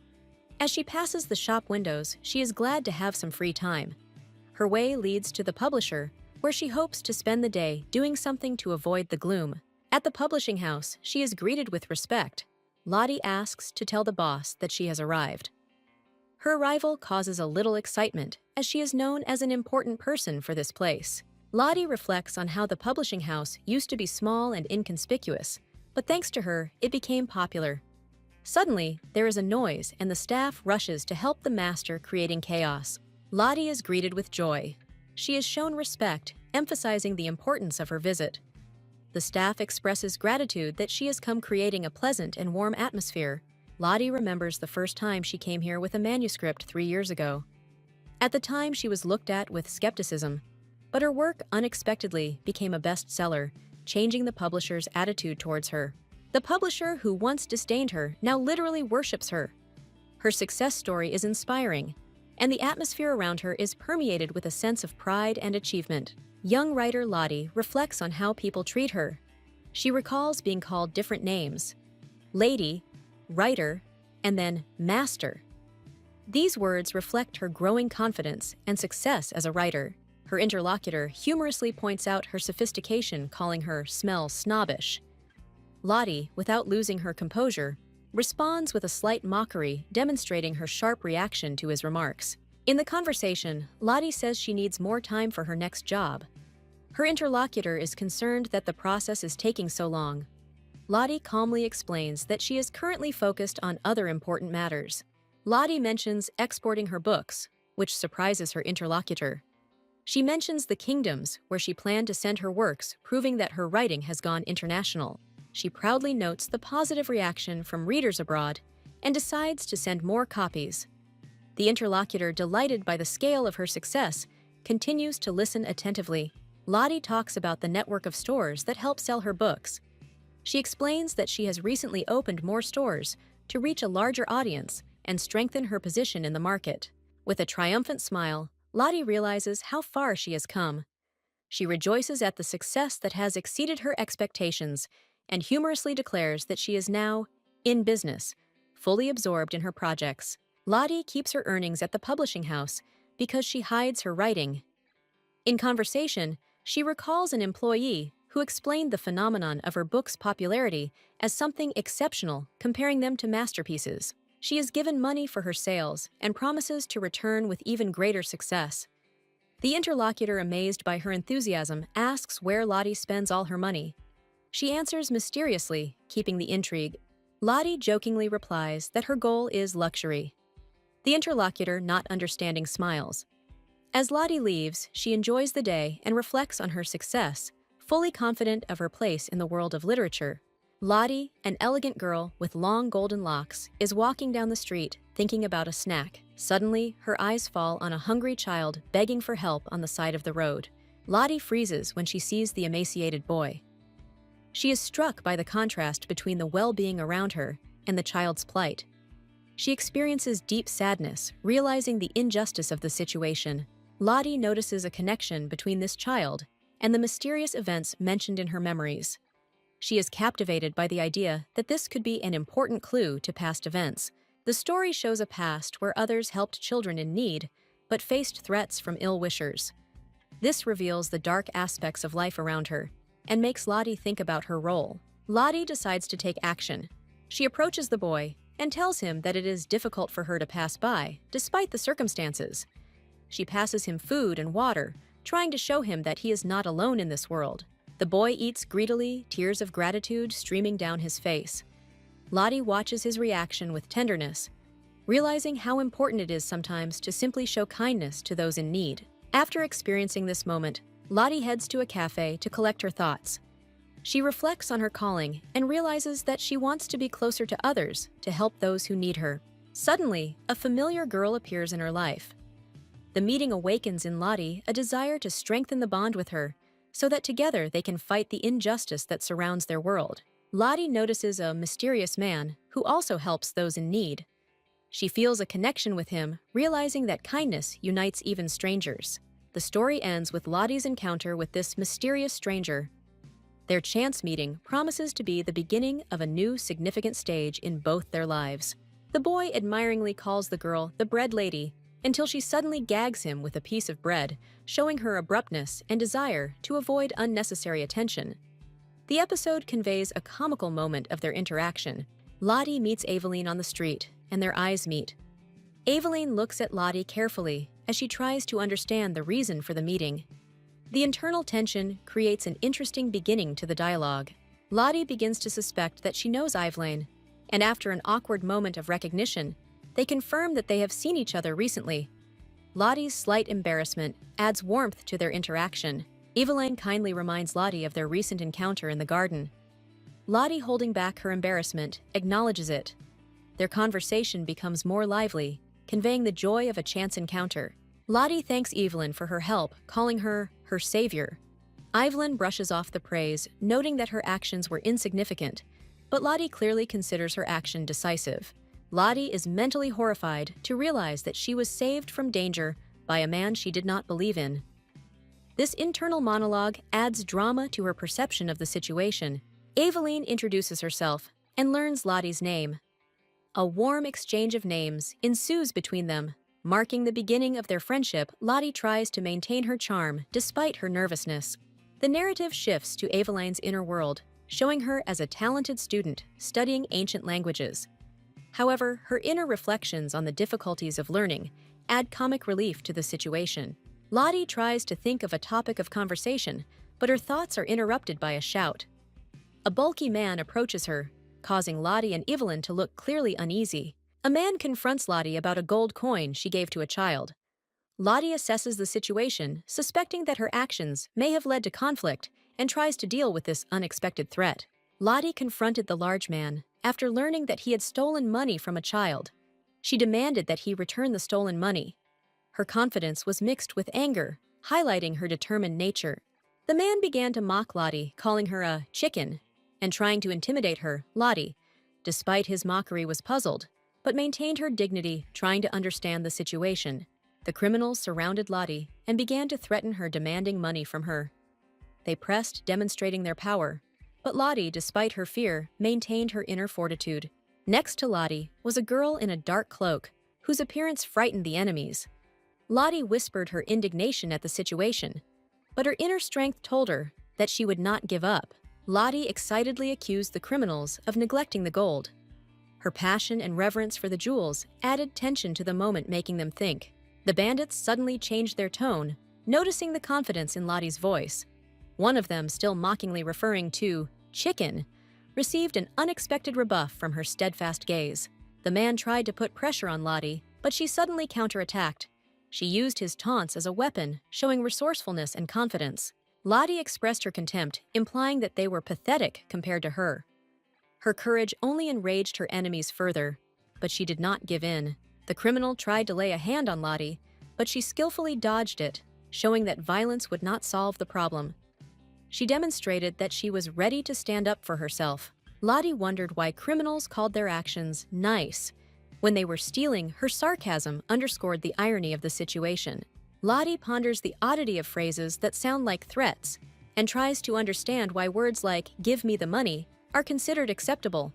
Her thoughts are filled with contradictions, and she seems to be deep in thought, as if lost in her own thoughts. Suddenly, a mean-looking man approaches her, who turns out to be quite frightening. Lottie, noticing his approach, looks up in fear. The atmosphere becomes tense, and the tension grows. The man begins to threaten her, demanding money. Lottie is at a loss, but her friend in the black cape enters the argument, accusing the man of threatening innocent people. She looks at him with obvious disdain. Lottie's friend adds that he, a grown man, should be ashamed of himself for behaving like that. Her confidence and calmness irritate the man. He is clearly angry at her words, calling her crazy. Lottie remembers that the original events happened differently. She suspects that not everything is going according to plan, and begins to doubt her memory. Her thoughts become increasingly chaotic.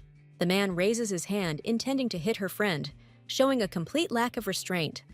This causes even more shock to Lottie, who realizes the seriousness of the situation. However, a sudden intervention saves the situation.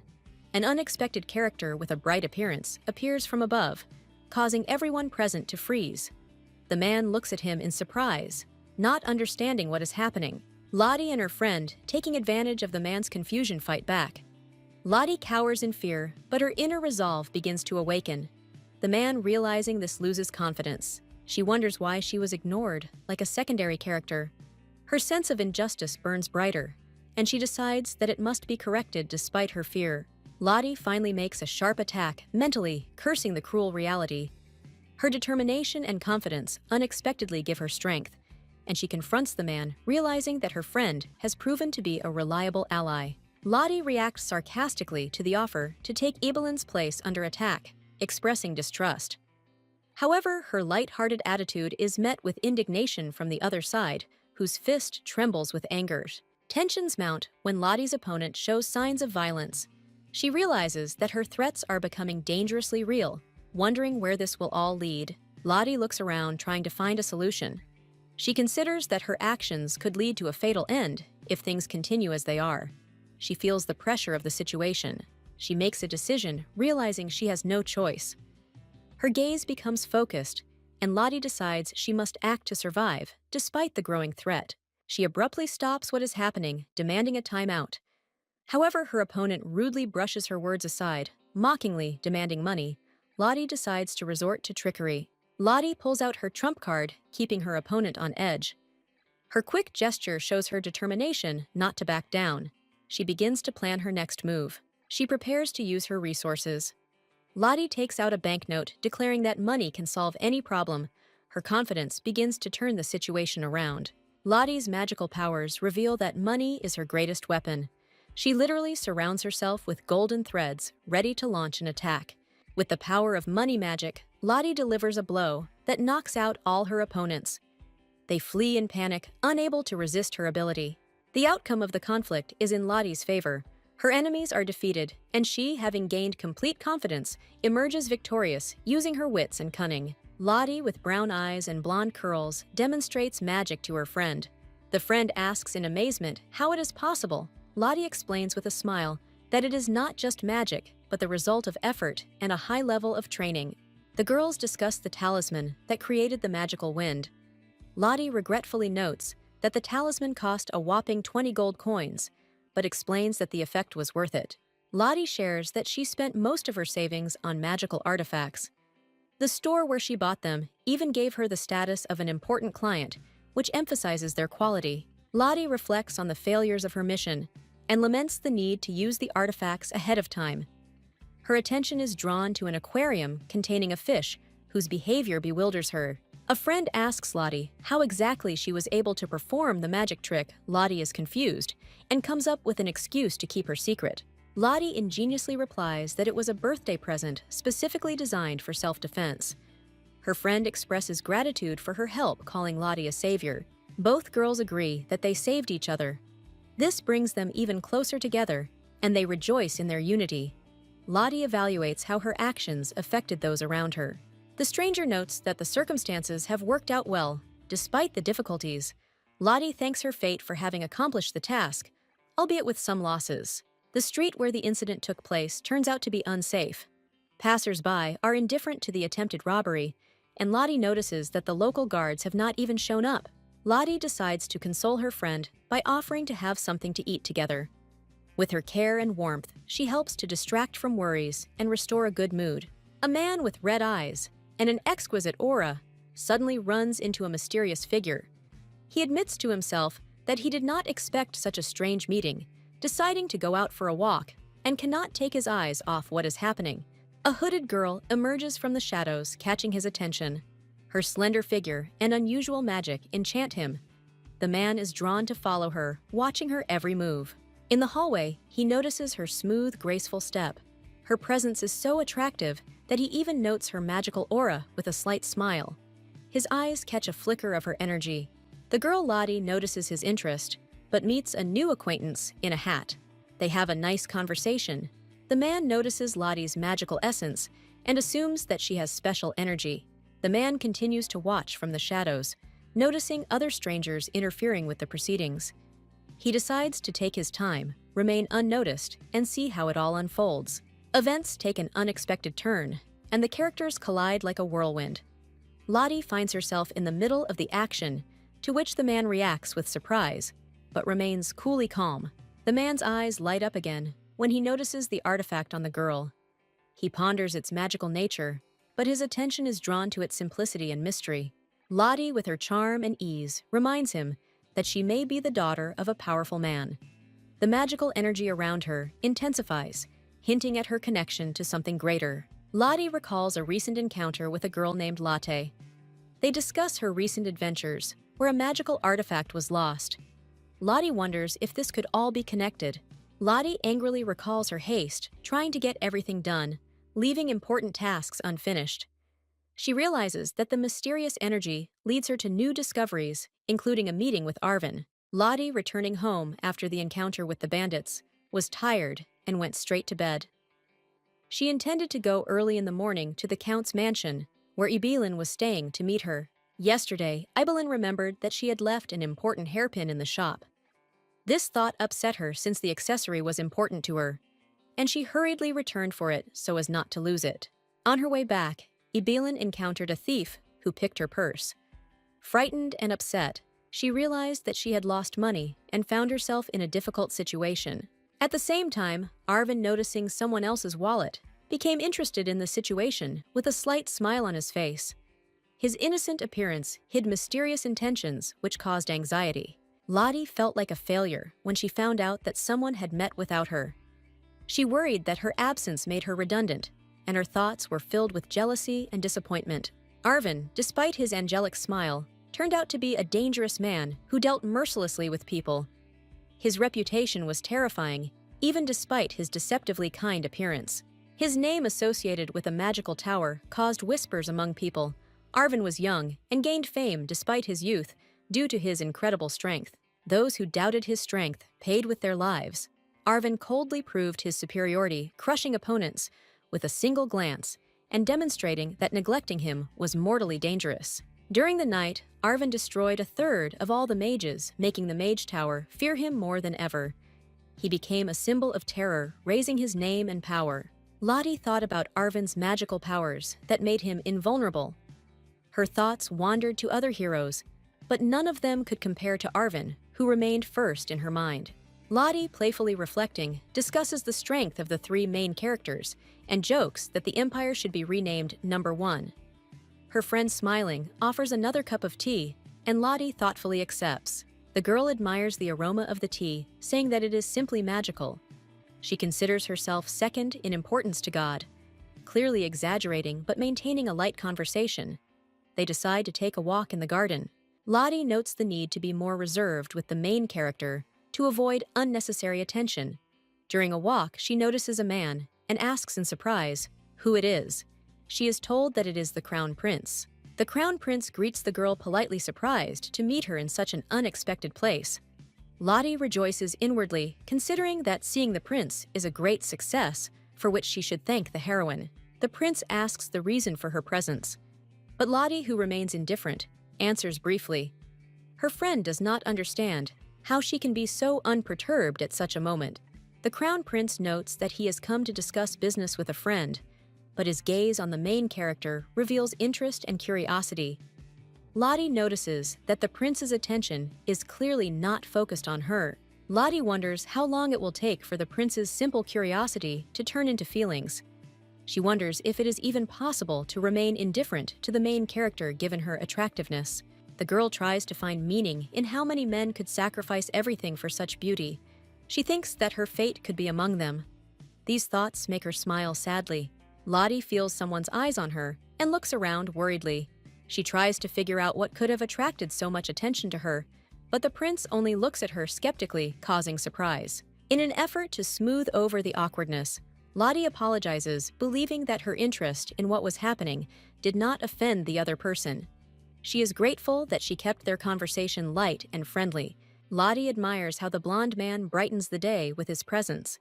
She shows genuine delight and openly declares the young man's dazzling beauty, which lifts the atmosphere and adds lightness and humor to the scene. Lottie teasingly asks the blonde if she will be compensated for her blindness to his dazzling appearance. Her genuine interest and slightly sarcastic tone make the moment funny, although the young man remains reserved. The blonde man looks at Lottie unexpectedly seriously, which makes her wonder if she is being too pushy. Her thoughts drift to the fear of being misunderstood, but she maintains her liveliness. Lottie persistently tries to get the blonde's attention, but he deliberately ignores her. Meanwhile, Evelyn arrives, adding to the tension when Lottie sees their interaction as a possible threat to her pranks. Evelyn reveals that she is the blonde's girlfriend, causing mixed feelings in Lottie.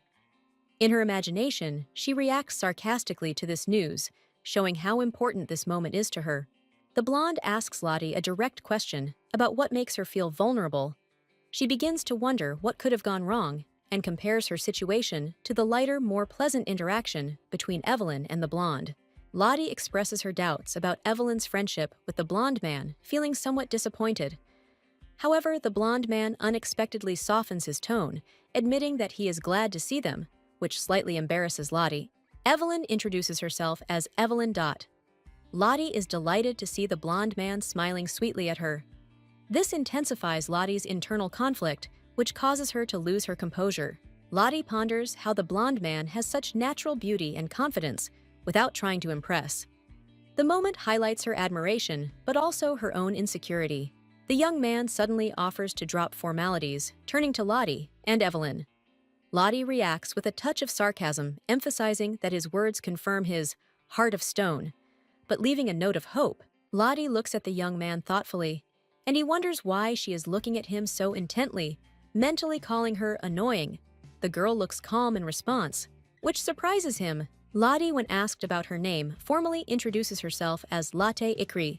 She is surprised that the young man shows interest in her person, which is noticeable by her thoughtful expression. The young man is happy to meet Lottie and invites her to show a reaction. This causes her to protest internally. Her calm face hides a surge of emotions, and she holds back her irritation. Lottie squeezes her hand tensely, determined to show not the usual reaction, but her own special one. She is unhappy that her name was asked only to test her reaction. The girl makes a graceful gesture with a smile and a slight mockery, feigning delight. Her confidence and playfulness are visible in the shining expression on her face. The boy looks stunned by her demonstration. He remains silent, which Lottie perceives as illogical behavior, wondering why he suddenly became silent. The atmosphere becomes tense. Lottie, noticing his confusion, suggests that he was not expecting such a reaction. The dark-haired girl Evelyn notices the tension of the situation. The young man tries to leave, implying that it was too much. Lottie feels like he is avoiding her. Their tense interaction attracts the attention of those around them. Suddenly, there is a crash. Evelyn almost falls, but is saved by a young man. Lottie watches what is happening in surprise, but remains calm. Evelyn calms down, and Lottie wonders in bewilderment what was going on behind the scenes. She feels a little jealous of the boy's sudden attention to another girl. Lottie notices a rabbit and admires its cuteness. She is surprised that there are so many animals in this place, but her naivety turns to alarm when a strange figure flashes in the bushes. A ninja-like figure jumps out from behind the bushes, startling Lottie. However, her fear turns to embarrassment when she realizes she has mistaken an ordinary rabbit for something dangerous. Lottie happily thanks the prince for saving her from the rabbit, believing it to be a ferocious beast. Her emotional speech causes surprise, but the prince remains calm and patient. Lottie ponders how the prince always seems so considerate and reserved. She notes that he is lenient towards her sometimes ridiculous behavior, despite their difference in status. Lottie's friend Evelyn jokes that her behavior only attracts the prince's attention. More Lottie begins to think of ways to further arouse his interest. Lottie, realizing that the prince is too handsome, comes to the conclusion that any girl could fall in love with him, but her jokes about his appearance turn into embarrassment because his reactions make her tremble. Lottie recalls events from the past related to her affection for the prince. Her thoughts lead her to associations with something refreshing, like a fizzy drink, and she feels light. Her friends make fun of her laugh, finding it too loud and infectious. Lottie begins to understand that her sincerity always sets her apart from others, even if it puts her in awkward situations. In moments of sadness, Lottie tries to be strong, although she feels lonely, but her determination and sincere nature inspire respect from those around her, especially from the prince, who often supports her with his gaze. The prince finds himself thinking that his view of Lottie has changed. Her natural beauty and charisma begin to enchant him, although he knows that it is too early to show these feelings. Lottie, watching with a smile, reflects on her clever plan, which has led to unexpected results. Evelyn, with a slight grin, is slightly embarrassed. Their interaction creates an atmosphere of ease and warmth. A young man with silver hair appears next to her, beaming with a smile as he compliments Evelyn. His words make Lottie react sarcastically, but at the same time reinforce her point. In another episode, Lottie looks on with admiration as a determined Ronbean says important things, thinking Riley that even without trying, he seems incredibly charming. Evelyn, slightly embarrassed by the attention, thanks Lottie for her help. Lottie, however, sarcastically remarks that her name seems to have been forgotten, but smiles, taking the situation with humor. As Lottie ponders her next move, she displays her cunning nature by considering how best to use the situation to strengthen her position among those around her. She emphasizes that she is quite happy with her role as a secondary character. The main thing is to continue to be useful, maintaining balance and influence on what is happening. Lottie suddenly reveals her hobby, causing the other characters, including Evelyn and the silver-haired man, to feel slightly embarrassed by her funny, yet slightly edgy actions. The situation turns ironic when Lottie darkly states that the flags probably represent something more mysterious than love her thoughts, accompanied by a sarcastic laugh. Ronbin forced to interrupt their meeting bids. Evelyn and Lottie farewell with respect. His words add a touch of aristocratic politeness to the situation, leaving them thoughtful. And finally, in the epilogue, Lottie humorously waves to all the viewers, emphasizing that her comedic and resourceful role in this story is what makes it so bright and unique. Lottie watches Evelyn's conversation with the young man. He says goodbye, promising to look forward to their next meeting. Lottie notices how charming Evelyn is in her simplicity, involuntarily amazed by what is happening. After the boy leaves, Lottie recalls his expression, noticing his obvious confusion and awkwardness. She is amused by the boy's reaction and sarcastically reflects on his unnatural behavior. The young man walks away without even looking back. Lottie supposes her comment was too harsh, but thinks it was worth it. Evelyn smiles, but Lottie can't stop laughing. Lottie tells Evelyn that she never would have thought she fit the definition of gap-mo. Evelyn, confused, tries to find out what it means, but Lottie playfully evades the explanation. Lottie notices that the event seems to be coming to an end. She and Evelyn discuss their plans, while one of the maids discreetly cleans the room, keeping an eye on the girls. Evelyn suggests that Lottie go to the library, as she has been meaning to visit for a long time. Lottie is surprised by the suggestion, but agrees, thinking it is a good idea to continue the day. Lottie suddenly remembers the importance of the library. The place is connected to a fateful event in Evelyn's life. She realizes that their day is about to get a lot more interesting than expected. Evelyn visits the National Library to read rare books. For the protagonist, the second male character, the library is a special place where he notices Evelyn immersed in reading. Lottie realizes that she cannot miss an important meeting with another important character. She understands that this is her chance to witness a new twist in the plot. Lottie is delighted to have the opportunity to demonstrate to her new acquaintance how well she gets on with Evelyn. Her optimism and enthusiasm help to create a positive atmosphere for the events to come. Lottie, with determination in her heart, ponders how to make her enemy understand that she is no longer invulnerable. Together with Evelyn, they prepare for an important trip to the library to finish their business. While waiting for the trip, Lottie and Evelyn enjoy a moment of silence. Lottie does not hide her joy, because the library is her special place where she feels happy, and her passion for books is obvious. Lottie imagines how their meeting will shock her enemy. She is delighted by the thought, but decides that Evelyn should not be privy to such details. Her secret plans bring her satisfaction. Lottie shares her love for books, admitting that she prefers a certain genre. She radiates happiness and energy, and her passion is contagious to those around her. It is her way of feeling like herself. Evelyn laughs heartily at Lottie's jokes, even when they seem strange.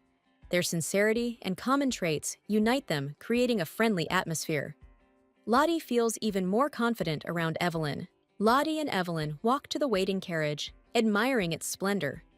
Lottie sees this as another opportunity to prove that her life has changed. Her thoughts are filled with strategy and anticipation of what will happen next. They notice the carriage is exquisitely crafted and comment on how it stands out. Lottie is pleased to know that her plans and style are attracting attention, which only confirms her uniqueness. Evelyn, embarrassed by the attention to the carriage, asks to avoid such extravagant gestures in the future. Lottie, on the contrary, is sure that everything was done correctly, because a real hero should be embarrassed by the grandeur of her appearance. Lottie laughs heartily, imagining how everyone has become accustomed to such trips. Her jokes even make Evelyn smile. They both enjoy the moment, deepening their connection and shared understanding. On the carriage ride, Lottie reflects on Evelyn's kindness, admiring her ability to find joy in even the simplest of jokes. New plans are already brewing in her mind as they finally arrive at the long-awaited library. Lottie and Evelyn arrive at the enormous palace, and Lottie is amazed by its scale, admiring her surroundings. They look around the building, noting its grandeur and opulence, which awakens mixed emotions in them, from delight to surprise. Inside the palace, the heroines notice that the interior looks even more impressive. They walk through the richly decorated gallery, amazed by the attention to detail. Lottie expresses her amazement and interest, directing her gaze at everything around her. Evelyn heads towards the old literature section, confirming her interest in books. Lottie, following her friend, notices her concentration and tries to figure out how to behave in such an environment. Evelyn discovers a rare book on the shelf, her eyes lighting up with interest. However, Lottie suddenly notices a strange figure and looks around with interest, pondering her next steps. Lottie notices a young man in rich clothing. Her attention is immediately drawn to his appearance. She realizes it is Kenneth, but is surprised by his behavior because he is simply standing there, lost in his thoughts. Evelyn continues to study the books, but suddenly notices a falling volume. Her reaction is calm, although the situation itself causes her internal tension. She is focused on what is happening around her. Lottie panics as the book falls and screams to warn Evelyn. The heroine's anxiety reaches its peak when the danger becomes real. The book falls, and everything slows down for Lottie, who worries about Evelyn. She tries to figure out how to help, but everything seems out of her control. After the episode, a comedy bonus is shown where the heroine plays a secondary role in a modern setting, having fun on the computer. Viewers see her from an unusual and comical perspective. The scene ends with a funny dialogue. Lottie tries to convince others of her importance and causes laughter. Her charisma and brightness again emphasize her energetic character. Lottie reflects that she is too rude to be a good friend to Evelyn and realizes that she has been having the same dream over and over again. This makes her question her behavior and relationships. In the library, Evelyn encounters an unexpected situation. A book falls from the shelf, but Kenneth intercepts it in time, demonstrating precision and dexterity. Kenneth asks if everything is all right, with Evelyn looking her straight in the eyes. The girl is embarrassed by his attention because their closeness causes a tremulous feeling. Lottie is indignant that she finds Kenneth handsome despite his flaws. However, her sarcasm prevents her from admitting her sympathy, which has a comic effect. Evelyn briefly considers Kenneth, but Lottie distracts her with friendly conversation. Inwardly, Evelyn hopes that Kenneth will remain just an acquaintance. Lottie notices Kenneth's frowning expression when he sees her. She jokes about his emotions, suggesting that he is angry at her presence, which adds comic tension to the scene. Lottie gracefully tells Kenneth that Evelyn invited her to the library. She smiles and claims that she and Evelyn are best friends, showing their close relationship. Kenneth's reaction to Lottie's declaration of friendship is unexpected. His irritation only increases her humor, which makes the atmosphere even more lively. Kenneth is clearly disappointed, perhaps wanting to get rid of Lottie. She teases him in her mind, imagining how he wishes she would disappear. Lottie and Evelyn discuss the situation with Kenneth. Lottie worries that he is still angry, but takes his murderous glare as a way to influence hers. Lottie and Evelyn hide behind a pillar, discussing the tense situation. Lottie is nervous because of the stranger's gaze, which she finds frightening and overwhelming. Evelyn tries to reassure her, remaining cool. The stranger notices them and indignantly accuses them of breaking the rules, which frightens Lottie. She thinks that the casual comment turned out to be true. She is angry at his impudence, but she suppresses her anger. Lottie pretends to be in control, but inside she is overcome with sadness. Evelyn stands up for her, presenting her as a loyal friend who deserves respect. She adds authority to her words. The stranger notices Evelyn's eyes and suddenly becomes lost in his thoughts. Confusion is visible on his face. He clearly did not expect such an effect from her gaze. Lottie puts her arm around Evelyn, confident in her protection. She encourages herself by imagining that nothing can hurt her. Evelyn remains focused, clearly aware of the situation. The stranger holds back his irritation, trying to remain calm. His stern gaze says more than words. Lottie, on the contrary, enjoys the moment, seeing his tension. He finally admits defeat in a silent confrontation with Evelyn. It's clear that this has left him more exhausted than he expected. Lottie's imagination comes alive. She imagines herself defending herself from the stranger's aggression by exaggerating her strength. Her determination is reinforced by her fantasy. Evelyn reflects that the men in this story cannot afford to lose the affection of the one girl, and a slight irony about their situation permeates her thoughts. Lottie embraces Evelyn, promising to always follow her as if she were her son. The stranger is confused, watching this strange display of friendship, not understanding what exactly is happening. Lottie laughs at Kenneth's reaction. He looks at her with obvious irritation, and her genuine amusement only adds fuel to the fire, infuriating him. At the same time, her genuine smile makes him feel vulnerable. Lottie knows that her smile is infuriating Kenneth, and she enjoys it. The thought that nothing will anger an enemy more than genuine amusement fills her with excitement. Her shining eyes seem to challenge his emotions. Evelyn tries to distract Lottie, but she continues to tease Kenneth. His gaze becomes sharp, and as if against his will, he lingers on Lottie, considering her behavior and reactions. Kenneth moves closer to ask Evelyn how often she comes here. The answer is simple, but there is something more in his voice, as if he is trying to make amends for his reaction to Lottie. Having said, "I see," he turns away, but you can see how his gaze still remains focused on Lottie's presence. She, as if by magic, keeps him in suspense with her behavior. Kenneth adds that he would prefer an informal manner of communication, alluding to their first conversation. Lottie seems intrigued, but says nothing, watching his reaction. Evelyn is surprised by Kenneth's words and looks at him questioningly. He only leaves a parting remark saying that he hopes to see him soon and leaves without looking back. Kenneth's footsteps echo down the hallway, and Lottie realizes that her comment on the scene was quite bold. She remembers the look in his eyes and barely suppresses a smile. Lottie feels uneasy about her thoughts about Kenneth. She tries to hide her emotions, feeling that something about him has caught her attention, although she cannot yet put her finger on what.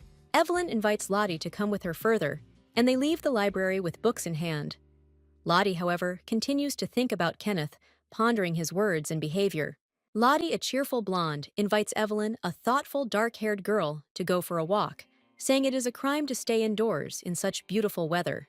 Evelyn takes Lottie's books, and Lottie is surprised by her sudden enthusiasm. Evelyn, holding her books tightly, hurries back to the library, and Lottie watches her thoughtfully, not understanding why it is so urgent. Her behavior makes Lottie suspicious. Lottie wonders if Evelyn has forgotten anything, as she has clearly lost her rhythm. Evelyn, trying not to give away her plan, suggests an alternative plan, mentioning books in the process. The weather, Evelyn says, is simply magical, and she suggests that they go to a cafe together, where they can pick up books along the way. Lottie begins to wonder about her friend's oddities. Lottie, hungry, agrees to Evelyn's offer. She notices that the capital's cuisine is indeed famous and decides that it is a wonderful way to spend the day. The leaves on the trees shimmer in the sunlight. Lottie decides to treat herself to a delicious lunch, confident that it will be the perfect end to what promises to be a wonderful day. At the cafe, Lottie eats enthusiastically, explaining that it is not her fault that she is weak. The dishes here are so exquisitely prepared that it is impossible to resist. The food is simply amazing in taste. Evelyn looks at Lottie pleased and reminds her to get back before dark. Lottie takes every opportunity to enjoy the meal. Lottie decides to show Evelyn her favorite cafe in the city center, a good place for casual meetings. She mentions that it is one of the best places to spend a good time. Evelyn, assuring them that they won't meet anyone unexpected, enjoys the moment. Lottie agrees, joking that this is not an aquarium but a fine restaurant. Lottie unexpectedly meets Arvin, who seems to her to be a mysterious figure. She jokes about his unexpected appearance, recalling that it was as if he had come out of an aquarium. This adds comic effect to the scene, emphasizing her confusion. Evelyn, Lottie, and Arvin meet at a cafe. Lottie is surprised why he is there and speculates that they were just looking for a bite to eat, not expecting such an unusual guest. Arvin attracts attention with his presence. Arvin addresses Evelyn, calling her name tenderly. Lottie stands frozen at this point, surprised by his sudden appearance and attention to her friend. Her emotions are reflected on her face, heightening the intrigue. Lottie notices how attractive Arvin is. She compares him to an angel, struck by his looks. Arvin makes friendly jokes, adding warmth to the scene. His demeanor seems casual, which unsettles Lottie. Evelyn speaks freely to Arvin, demonstrating their close relationship. Lottie is fascinated by his beauty, so unnatural that she feels as if she is dreaming. This increases her admiration and envy. Behind the scenes, scenes with Arvin are recalled, where he can be quite abrupt, but with Evelyn he is gentle. He hints that he would like to spend more time with her, which increases her embarrassment. Lottie watches Evelyn and Arvin in fascination, noting how easily they communicate. She realizes that their connection seems unusual. Her thoughts fill with new guesses about who Arvin really is. Arvin proves to be a figure quite different from ordinary people. His power and influence make him unfit for comparison with the nobility. Lottie continues to admire his status and strength. Arvin is perceived as more of a king of his own world, which only adds to his enigma. Evelyn displays a relaxed manner in her interactions with him, showing their mutual trust, which surprises Lottie. Evelyn happily announces the gift, bringing a lightness to their conversation. Lottie remains in the background, fascinated by the scene and its mysterious implications. All of this heightens her interest in the enigmatic Arvin. Lottie noticed a thoughtful man with silver hair. Their eyes met, causing an unexpected tension. She considered his intentions, but his indifferent gaze left her puzzled. Later, the man showed a cold attitude, showing that he did not care about her feelings or appearance. His contemptuous gesture increased her indignation, but at the same time awakened in her an unexpected admiration for his strength. Surprise gave way to understanding. Lottie accepted his character as something inevitable. Her confidence made her smile, recognizing that his behavior was justified. When Evelyn tried to introduce Lottie to her friend, the man again showed his aloofness. His indifference became obvious, which reinforced the feeling that he was hiding something important. The man noted with obvious boredom that nothing here bothered him. His calm and unusual manner left Lottie and Evelyn puzzled. As he left, he disappeared in a spectacular manner, shrouded in glowing magic.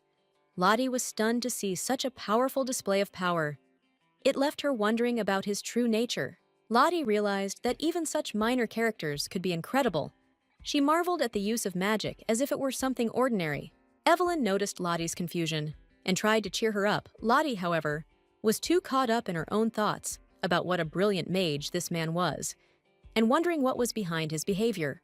Lottie happily explains to Evelyn that she has no reason to be sad and was not trying to draw attention to herself, although she is secretly worried. She tries to appear confident, but Evelyn's question hurts her. Evelyn, thoughtful and lost in her thoughts, says she is not really worried about the situation.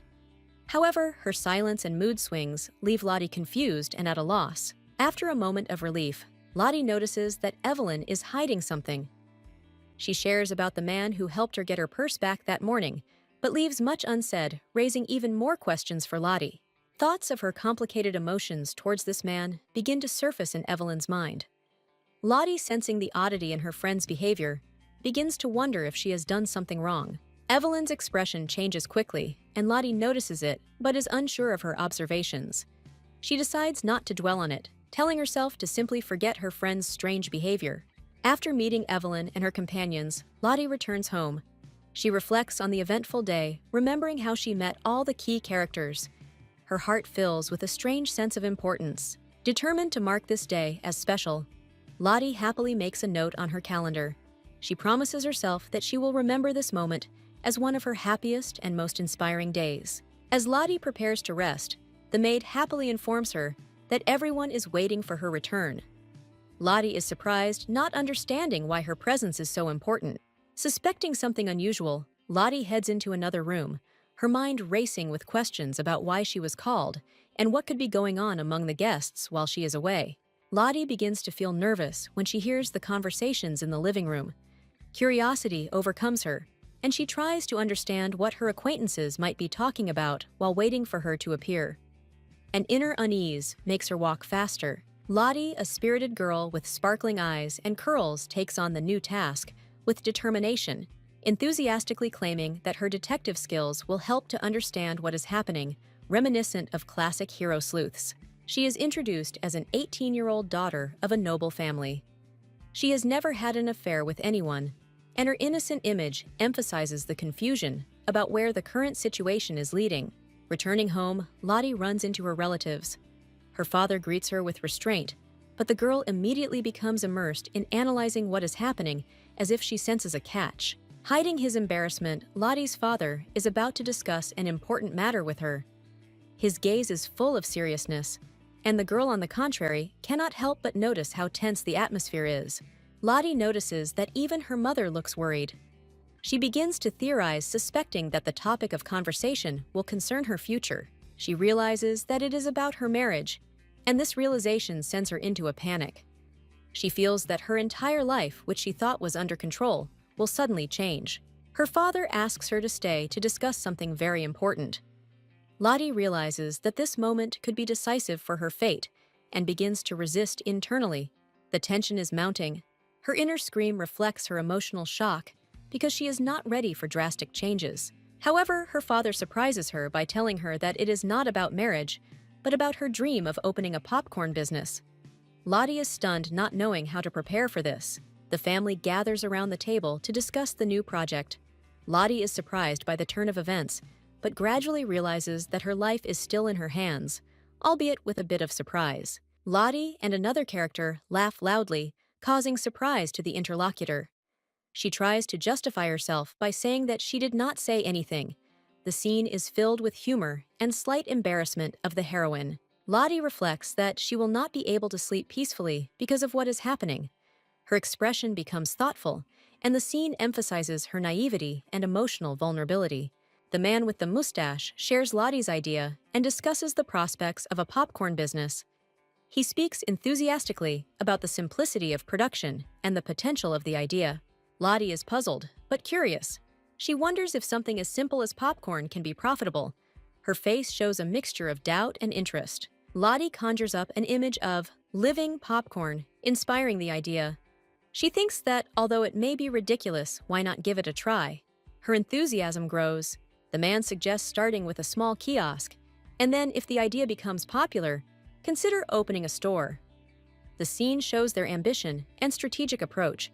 Lottie is excited by the prospect and declares that it sounds absolutely wonderful. She imagines how it could be a huge success and dreams of millions if all goes well. Lottie feels like a leader and an inspiration. Her surroundings seem happy and supportive. She thinks proudly about how her idea has brought them together. Finally, the organization of the training is discussed. The man mentions that he will take time off to help Lottie, confidently agrees, full of enthusiasm and ready to move forward. Lottie, trying to distract her mother from her worries, listens to her thoughts about the family's affairs.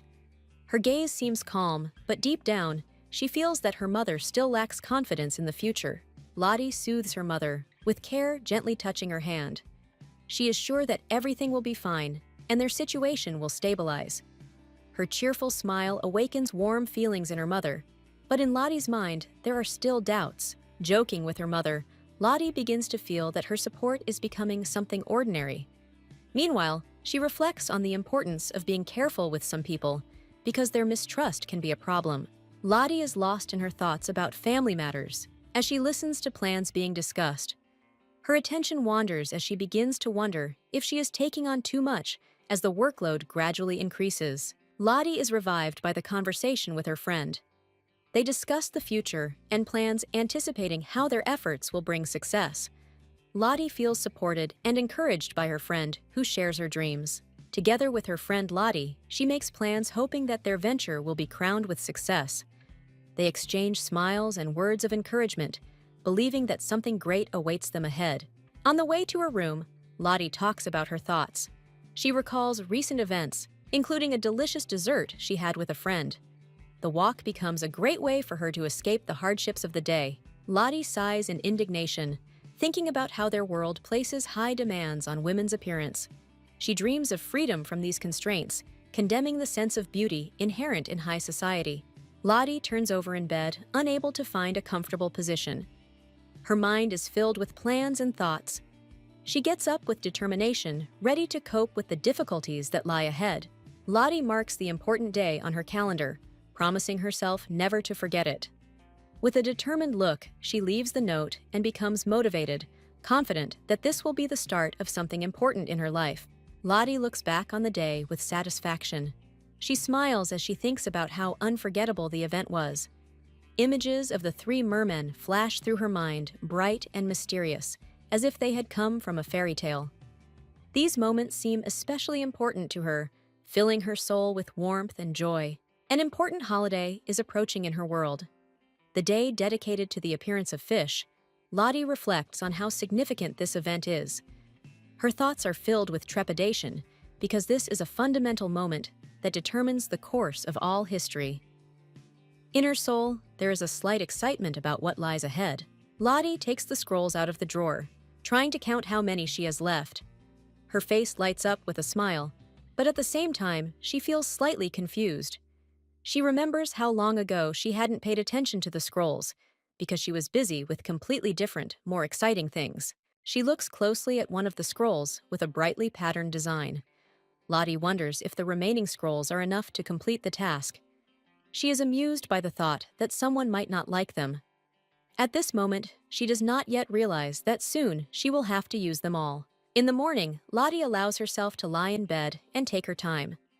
Her house is filled with a cozy silence, and she enjoys this rare moment of calm. The holiday spirit is still in the air, but Lottie decides to put things off until later, enjoying a lazy start to the day. The memory of a late popcorn supper makes her think about her figure. Lottie decides to limit herself to a vegetable breakfast. Slightly sad but determined, she looks at the plate of greens. For her, this is another step towards self-discipline, albeit a little sacrificial. Her maid brings a letter addressed to Lottie. The girl is surprised, not expecting anything like this. Her curiosity grows as she looks at the sealed envelope with a mysterious seal. This letter clearly contains something important, and Lottie worries about who the sender could be. Lottie tries to understand the meaning of the letter as she opens it. She feels a spark of interest in her chest, but suddenly she is overcome with fear. She thinks that this is a challenge to a duel from the mysterious Kenneth. Lottie worries, because for her, this is a completely unexpected turn of events. Kenneth is indeed the sender of the letter and confronts Lottie. His eyes are stern and his tone stubborn. He challenges her, insisting that they settle their differences once and for all. Lottie realizes that her words may have been too harsh and begins to question her behavior. Lottie watches Kenneth's determined attitude confused. His confidence makes her question her own actions. This moment turns out to be an important lesson for her. Lottie realizes that her actions may have consequences, but sincerely hopes to find a way out of the situation. Lottie receives an invitation to an important event. She looks at the letter with delight and imagines how her adventure will begin. In her mind, she immediately recalls all the details associated with this event and feels a slight excitement before a new opportunity.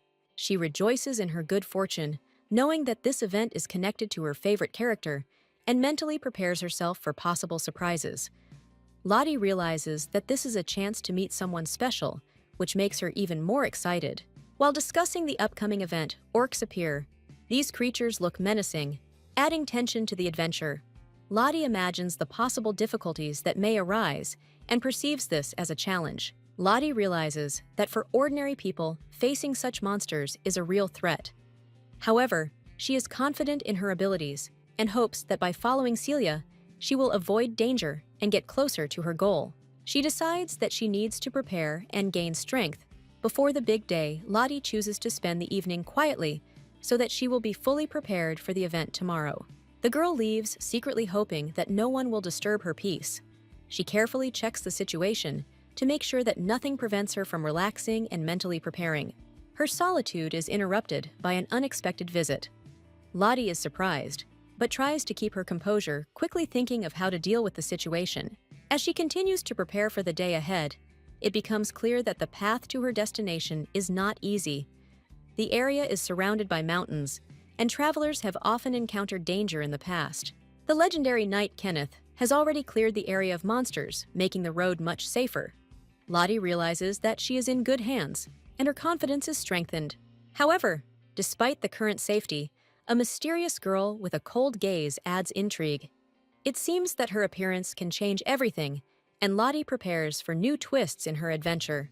Abilene suggests that Lottie take a shortcut through the forest. Lottie, enchanted by her friend's bright idea, agrees, anticipating an adventure. The dazzling weather and cheerful mood give their walk a special energy. The girls decide to go through the dense forest, where something strange appears on their way. Lottie begins to suspect that this walk may be the beginning of something unexpected. However, Evelyn's optimism supports their mood. In the forest, the girls encounter trouble. Huge and scary creatures appear before them. The atmosphere changes dramatically because Lottie and Evelyn understand that they are facing a serious threat. The attention is drawn to the unusual monsters, with muscular bodies and pig heads. Lottie is shocked by their appearance and begins to realize how dangerous the situation has become. These creatures seem to be created only for destruction. Describing the monsters as killer pigs, Lottie recalls their bestial features and frightening gaze. Her thoughts are filled with fear, but she tries to maintain her composure. With no way back, the situation is hopeless. Evelyn steps forward, trying to figure out how to distract the monsters Lottie follows, feeling both scared and curious. Their tension increases as the monsters begin to notice them. Lottie notices that one of the pigs seems particularly aggressive. She begins to reflect on how strange it is that such creatures can speak. Her interest in the monsters grows despite their menace. The tension reaches its peak when one of the monsters attacks violently. Lottie barely has time to realize that they are in the middle of danger. She is shocked by their strength and aggression. Suddenly, a new person appears, immediately attracting the attention of the monsters. Lottie is amazed, realizing that someone else dared to go through this dangerous forest. Her heart skips a beat with excitement. Lottie wonders who this new man is and if he can help them. Her eyes are filled with hope and fear, because the future of their adventure now depends not only on her, but also on the mysterious stranger. Lottie watches in surprise as the tense armored man takes notice of the threat. His determined gaze and posture suggest a readiness to act, and the unusual bird perched on his shoulder adds to the air of mystery. Lottie, being near the mysterious man and his companion, notices a strange movement among the monsters. Their menacing figures stand motionless, and this causes her great anxiety and many questions about what is happening. The man gives the monsters a sharp look that leaves them frozen in terror. Lottie is stunned to see the fear reflected in their eyes. She can't help but admire his ability to restore order with just a look. He prepares for his next move, his movements smooth and confident. Lottie watches carefully, trying to figure out what he is about to do. Her eyes are full of anticipation, and her imagination paints her ever more vivid pictures of what is to come. Lottie begins to wonder if she should continue watching. Her imagination frightens her. She imagines blood and chaos, but curiosity prevails. This internal conflict only increases her tension. Suddenly, the man turns his gaze to Lottie. His intense gaze makes her feel uncomfortable, embarrassed, and at a loss to guess what attracted him to her at that moment. Another person appears, a young man with a slight smile. Lottie notices him rushing towards them, his behavior unexpected and a little frightening. Suddenly, the situation takes an unexpected turn. Lottie is the center of attention, suddenly embraced. She is lost in the action, her thoughts jumping from surprise to confusion. It feels as if her plans have been disrupted by this sudden action. The man disappears, leaving Lottie in the company of monsters. She is shocked that he simply left, taking his companion with him. There is a feeling of abandonment and danger. Left alone, Lottie realizes the gravity of the situation. She is surrounded by many monsters that look threatening. Her confusion and anger increase as she tries to figure out what to do next. Lottie laughs joyfully at her enemy, feeling victorious. Her energetic laughter contrasts with the despair of her opponent, who has clearly overestimated his own strength. She reflects that some people seek trouble, as if they want to destroy their own lives. But her joy turns to bewilderment. Lottie can't believe that the man she considered a worthy opponent turned out to be a pathetic coward who gave up everything to save his own skin. Her anger intensifies because such behavior only causes disappointment. Lottie feels angry at the memory of the past. She compares this incident to a similar story where one person's cowardice hurt many. However, the new situation seems even more absurd and disappointing, causing mixed emotions. Even as Lottie tries to recover from her humiliation, she realizes that the creatures around her see her as nothing more than a weakling. This view hurts her pride because she is not ready to accept the fact that she is considered vulnerable. The creatures continue to mock her, calling her a pathetic human. Lottie is lost in her own thoughts, wondering how she got to the point where even monsters feel pity for her. She feels loneliness and despair weighing on her. Finding the monsters' pity only making her suffer worse, Lottie decides to prove she is not as pathetic as they think. Her inner voice calls for her to destroy her enemies and restore her dignity. Lottie remembers that she has a powerful artifact. The joy of this thought overwhelms her, because in her hands is a tool that can change the situation. She takes the cards, determined to prove her strength. After activating the artifact's magic, Lottie surrounds herself with shining gold coins. She feels a surge of energy, realizing that she is now able to regain control of the situation. The coins symbolize the strength and confidence that she so lacked. Lottie charges forward, using the full power of her magic cards. The orcs are stunned, not expecting such a turn of events. She finds a way to use each card, realizing that it is better to put all her power into it than to leave something for later. Having defeated her enemies, Lottie savors the moment of triumph. Freed from stress, she laughs at her victory.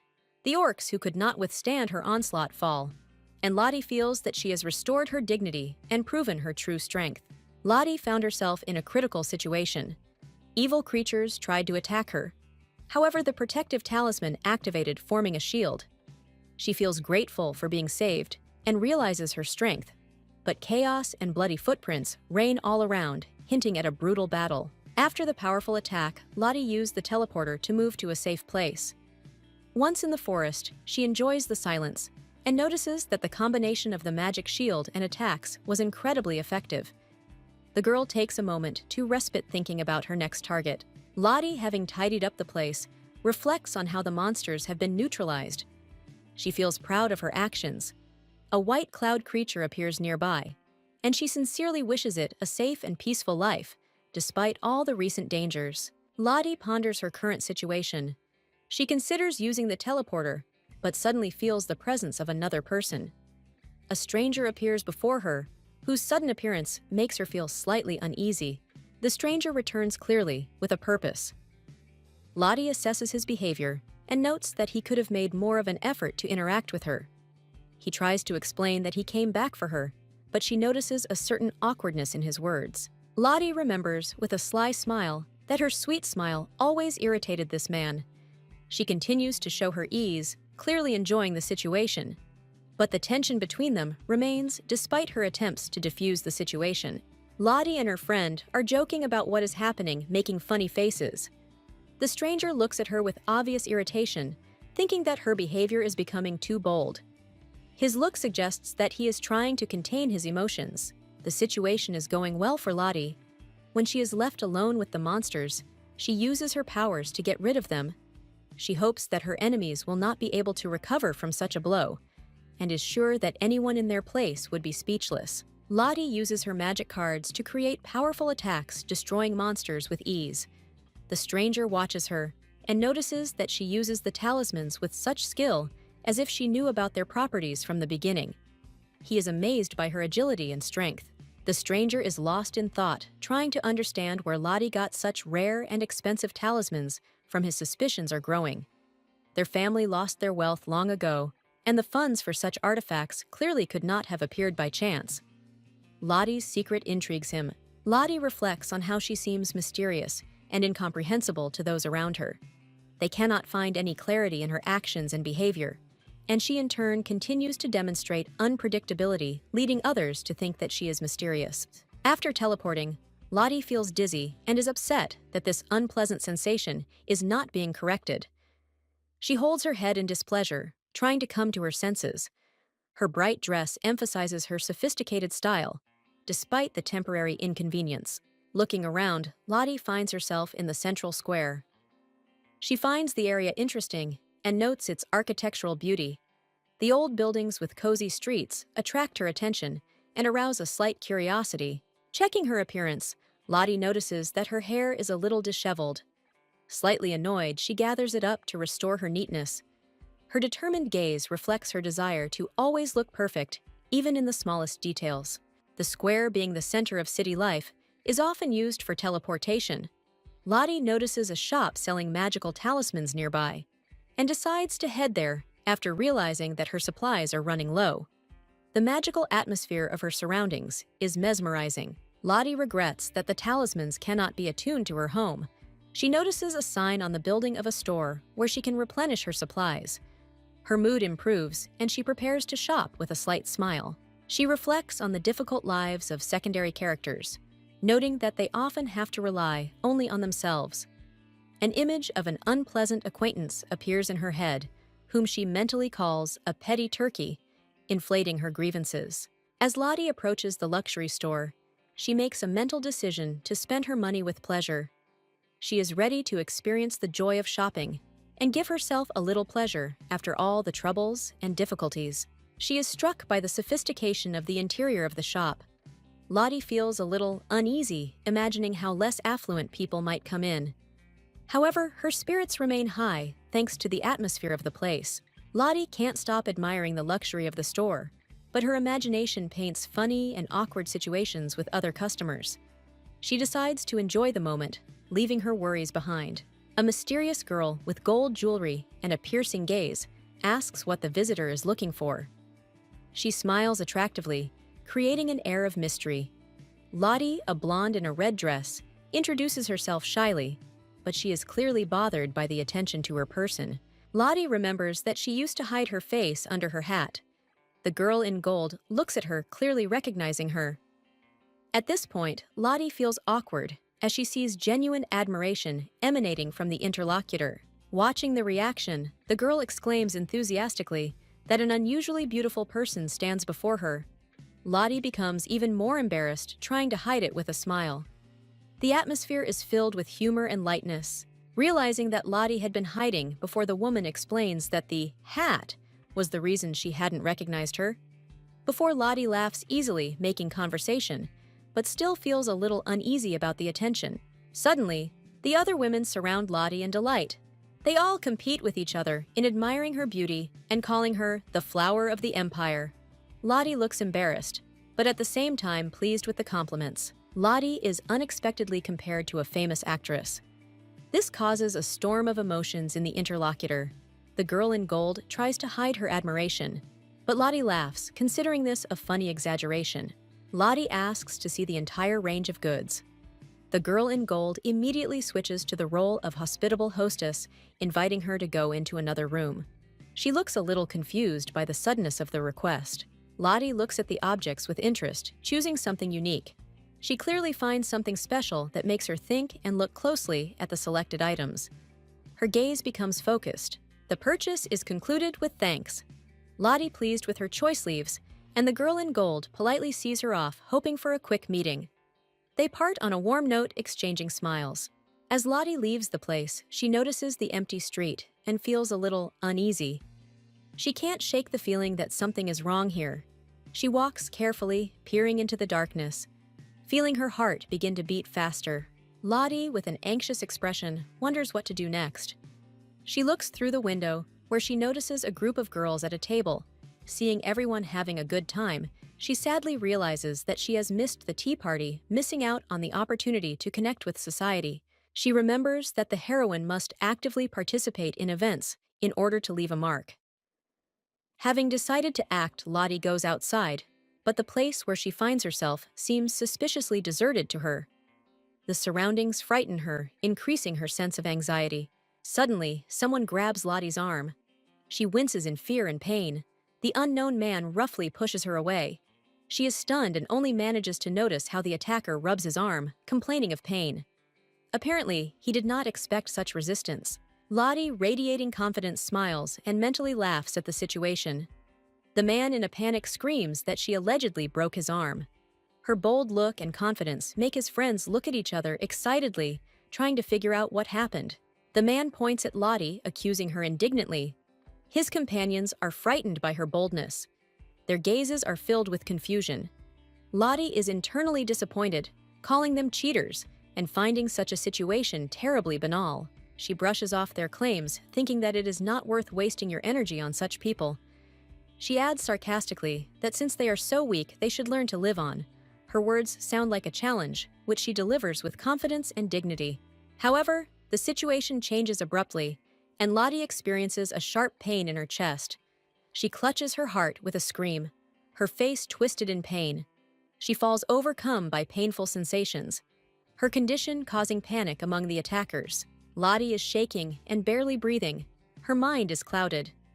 She thinks that perhaps her last moments have come. The attackers, confused and frightened, do not understand what is happening to her, discussing whether a blow to the face could have led to this state. Lottie, struggling to her feet, continues to show spirit. Sarcastically, she points out their stupidity and reminds them that a real professional is in front of them. She recalls school lessons that she thinks they could use now. Despite her condition, she decides to fight to the end. However, her body betrays her. Her hands tremble and she falls. The attackers panic and wonder what to do, realizing that their situation is becoming increasingly absurd. And Lottie mentally calls for her mother. Lottie, the heroine with golden curls and expressive brown eyes, faced an unexpected situation. After a blow to the shoulder, she found herself on the floor, confused, thinking about her actions. The feeling of helplessness was replaced by a slight apathy, but she decided not to stay in this state. Looking around and feeling the cold under her feet, she decided to get up despite her inner doubts. In the silence of her surroundings, she managed to collect her thoughts, and her resilience was shown in how she was able to assess the situation around her.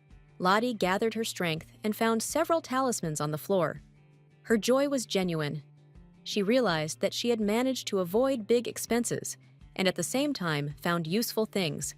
An inner sense of triumph lit up her face. Realizing that her acting had worked flawlessly, Lottie felt proud. She had outwitted her opponents and emerged victorious. This small victory filled her with self-confidence. Inspired by what happened, she wondered how good she would look as the main character of a famous manga.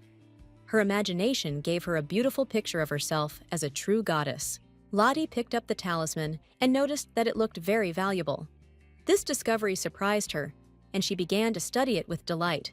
An inner premonition told her that this was not just an ordinary object. Having hidden the talisman in a safe place, she laughed to herself at how lucky she had been to get such an expensive thing. It was comparable to finding a precious stone on the street. A rare and fortunate coincidence. Lottie realized that her luck had increased significantly. She felt that she had reached a new level in her adventures. A smile never left her face, and her heart was filled with joy from her good fortune. By choosing to let go of the past and forgive, Lottie gained clarity. She no longer held a grudge against Kenneth and decided to focus on the future, directing her thoughts to further goals and objectives. After overcoming the obstacles and such a fortunate turn of events, Lottie felt the need to recuperate. She walked confidently down the street, enjoying the moment and rejoicing in every moment of her story. Lottie learns that a bakery has opened near the central square where they sell incredibly delicious fruit tarts. Her delight is reflected on her face when she decides that fruits are vitamins, and vitamins, in her opinion, do not make you fat. Once inside the bakery, Lottie orders several tarts at once.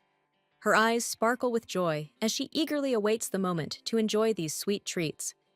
When she finally receives her order, her hand reaches for the first dessert. The tarts look so delicious that Lottie can't help herself and starts eating them with great pleasure. Her face expresses genuine pleasure, and she realizes that the desserts simply melt in her mouth, instantly migrating from the beautiful plates to her tummy. After eating every last bite, Lottie is confused. She thinks she just learned to teleport the tarts because they disappeared so quickly. She jokes that she must be a genius magician. The delight of the tarts brings Lottie to tears. Her decision is inevitable. She orders 2 more portions to repeat this unforgettable moment of joy. Lottie understands that it is simply impossible to deny herself sweets. With each new treat, Lottie feels more and more that she has eaten too much. She begins to tell herself enough, but it is still difficult for her to stop. At some point, she feels a slight sense of anxiety and thinks that it is time to stop. Looking out the window, Lottie notices a group of people who look familiar. They are the scammers she recognizes. Her heart starts pounding, and she tries to avoid drawing attention to herself by hiding behind a table. Lottie panics as she wonders why these people are there in the first place. She worries about being seen and plans how best to hide from their attention to avoid trouble. Luckily, the scammers ignore her, and Lottie breathes a sigh of relief. Her face lights up with joy as she realizes that everything has worked out and she can now finish her meal in peace. As Lottie contemplates her encounter with the scammers, she wonders what would be more convincing: pretending to be a zombie who has returned for the tarts, or simply dying from overeating.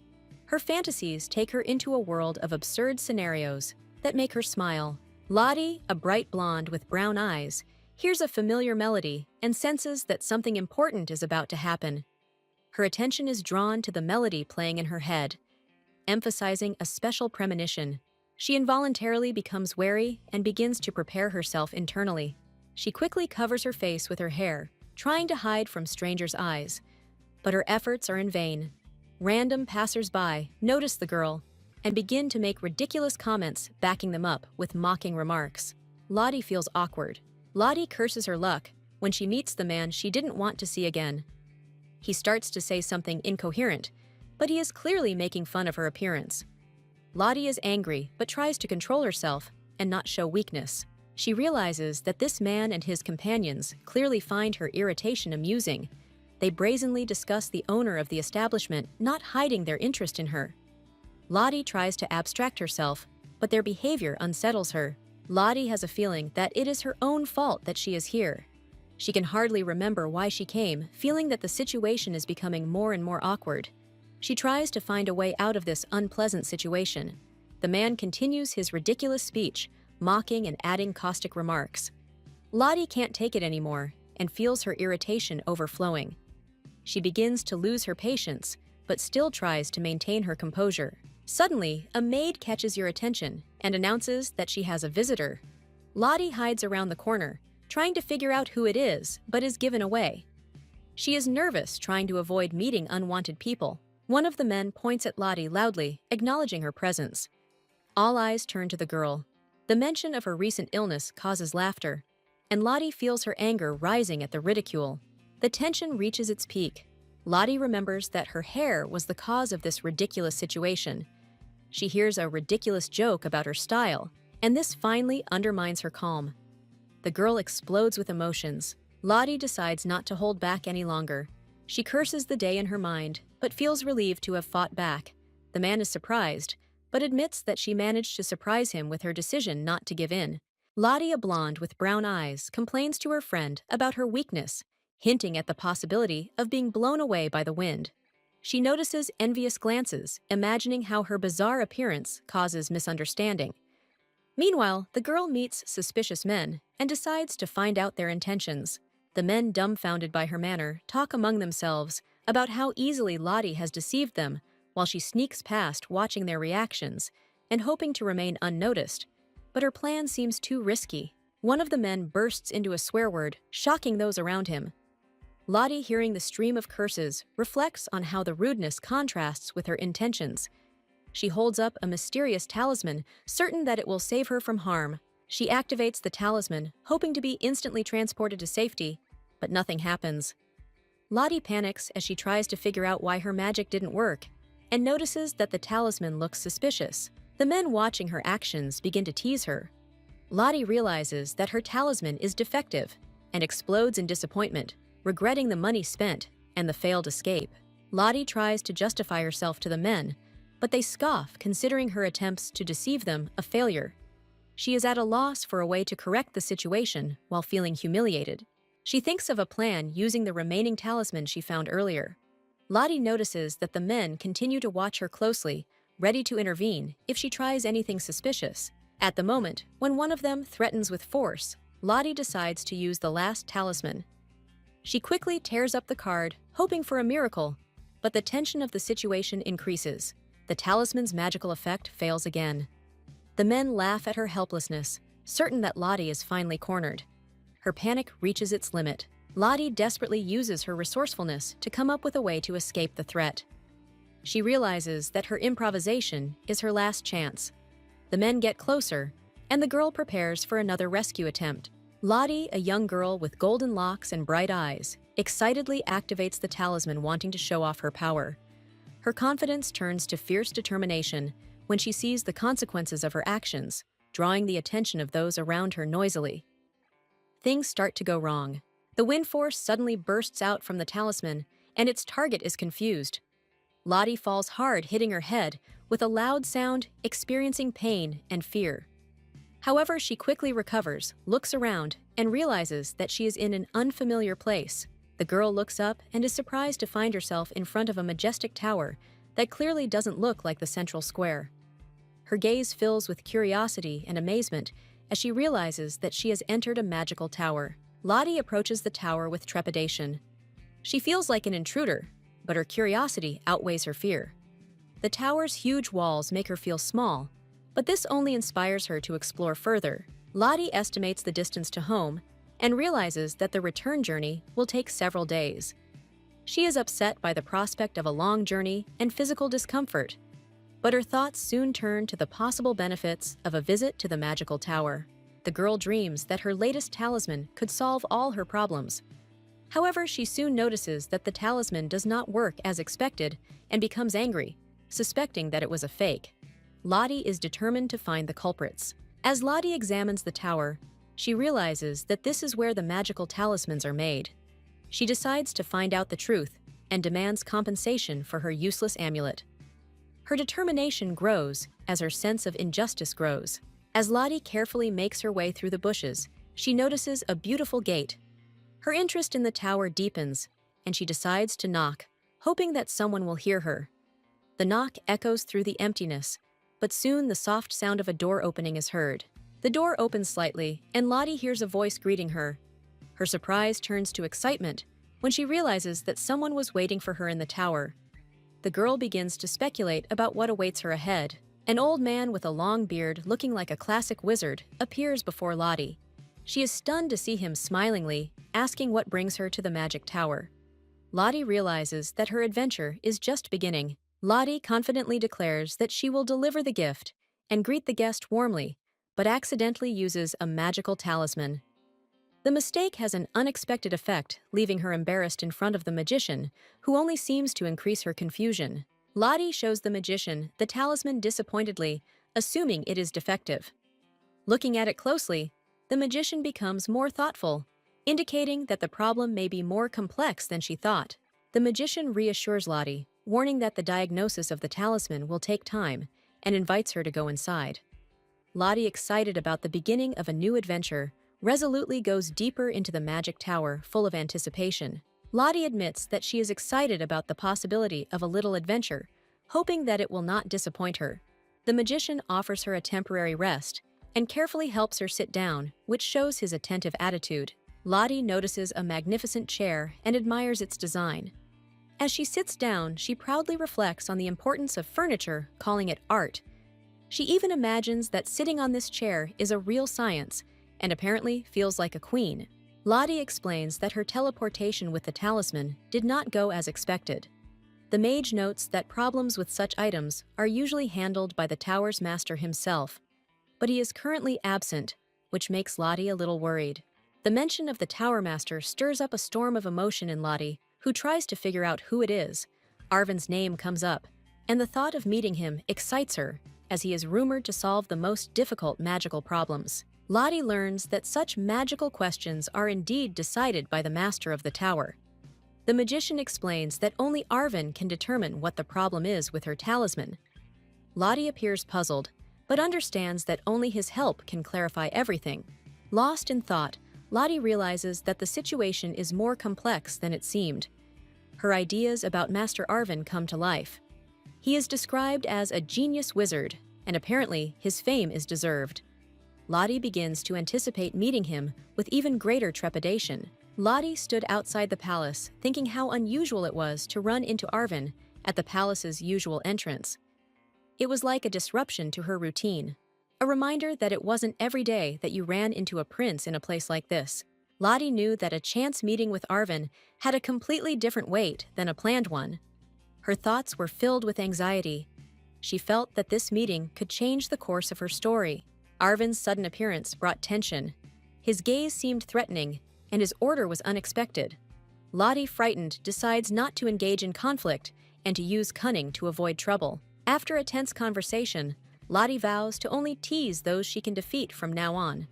Her mood is lifted when a mage appears with a good-natured smile, reminding her of her undying determination. Lottie is relieved and agrees to pass on the information to the master. She wonders how the magical staff was able to discover her connection to the name Rose, which surprises her. Her thoughts about the data collection system in the magic tower plunge Lottie into doubt. She wonders how thoughtful the magician's methods are, but her attention is distracted by the offer of cookies, which lifts her spirits. Lottie can hardly contain herself as she looks at the delicious cookies. They look so delicious that they seem to beg to be eaten. Her joy in simple pleasures is clearly visible to everyone around her. Lottie is enjoying the moment until Arvin's sudden intervention shatters her calm. His unexpected appearance throws her off balance, and she is forced to focus on what is happening again. In a fit of emotion, Lottie accidentally throws a cookie, which flies straight at Arvin. This moment brings unexpected comic effect. Her embarrassment reaches its limit. Arvin calmly counters the situation by destroying the cookies with magic. Lottie despairs at fate, which repeatedly puts her in awkward situations, making her encounters with Arvin more and more unusual. Lottie catches Arvin in the act of using magic to turn an object into dust. This leaves her surprised and afraid, especially when Arvin turns around and looks at her with a cold gaze. The girl fears that he is up to no good and can't help but worry. Arvin, with mocking interest, discovers that Lottie is the client he was told about. At this point, Gandalf appears in the room, slightly panicked and looking in a hurry, adding to the tension in the situation. Lottie recalls that Gandalf had assured Arwen that it would take him a long time to get there, but he showed up immediately after receiving the message. Arwen, in turn, reproaches the old man for being the one who asked for haste, showing his unbiased and witty nature. Gandalf looks dejected, but Lottie can't help but notice Arwen's attractiveness. She wonders how his looks can affect her so much, fearing that his charm might touch her heart despite his generally cold demeanor. Arwen leans closer to Lottie, adding tension with his behavior. He notices that the client is valued at 1,000,000 gold pieces, which increases her confusion and bewilderment. The situation becomes increasingly emotionally charged. Gandalf reminds Arwen of the importance of treating his client with respect. Lottie watches a little uneasy as Arwen reluctantly agrees, but his coldness and sarcasm further piques her interest. Arwen asks Lottie a direct question about her desires, and his smile, so rare and beautiful, confuses her. The girl notices how charming he is and does not know how to properly respond to his kindness, remaining confused. Arwen takes a cookie from the plate, noting that his manners have always been excellent despite her recent displeasure. Lottie is embarrassed, but agrees with his words. Arwen unexpectedly plays into her embarrassment, showing his charming side. Lottie concludes that she must take whatever is given to her. Her determination to be a client who is treated with respect gives her confidence. The girl is happy with her status and decides to take advantage of all the opportunities presented to her. Finally, Arwen smiles and assures her that everything will be fine. Their exchange of glances becomes softer, and Lottie feels that despite his sarcasm, he is still paying attention to her. Arwen nonchalantly informs Lottie and the Master Magister that the special treatment he gives her is not a code word for murder. This shocks the Master Magister, and his brilliant yet mysterious appearance makes the old man nervous, while Arwen continues to have fun. Lottie is annoyed and demands an explanation, but Arwen assures her that he is not going to kill her, adding a slight ironic note. This leaves her puzzled, but the words about special treatment create a vague hope in Lottie that she is safe after all. Lottie asks why she is being singled out, to which Arwen calmly replies that she is funny. This confuses her. She considers herself just a stupid customer who does not deserve special attention. But Arwen, laughing, admits that he likes funny people. Lottie, confused by such honesty, tries to figure out why Arwen understood her so well. Her irritation turns to surprise, but Arwen assures her that funny clients are priceless. Lottie is even more confused, suspecting that he is playing with her emotions. Lottie is consumed by a memory. Arwen deliberately gives her a strange letter for the sake of amusement, calling it his payment for the show. Her heart literally stops, but she realizes that she was simply the center of attention because of his mood. Lottie suddenly hands Arwen a suspicious talisman and asks him to explain its origin.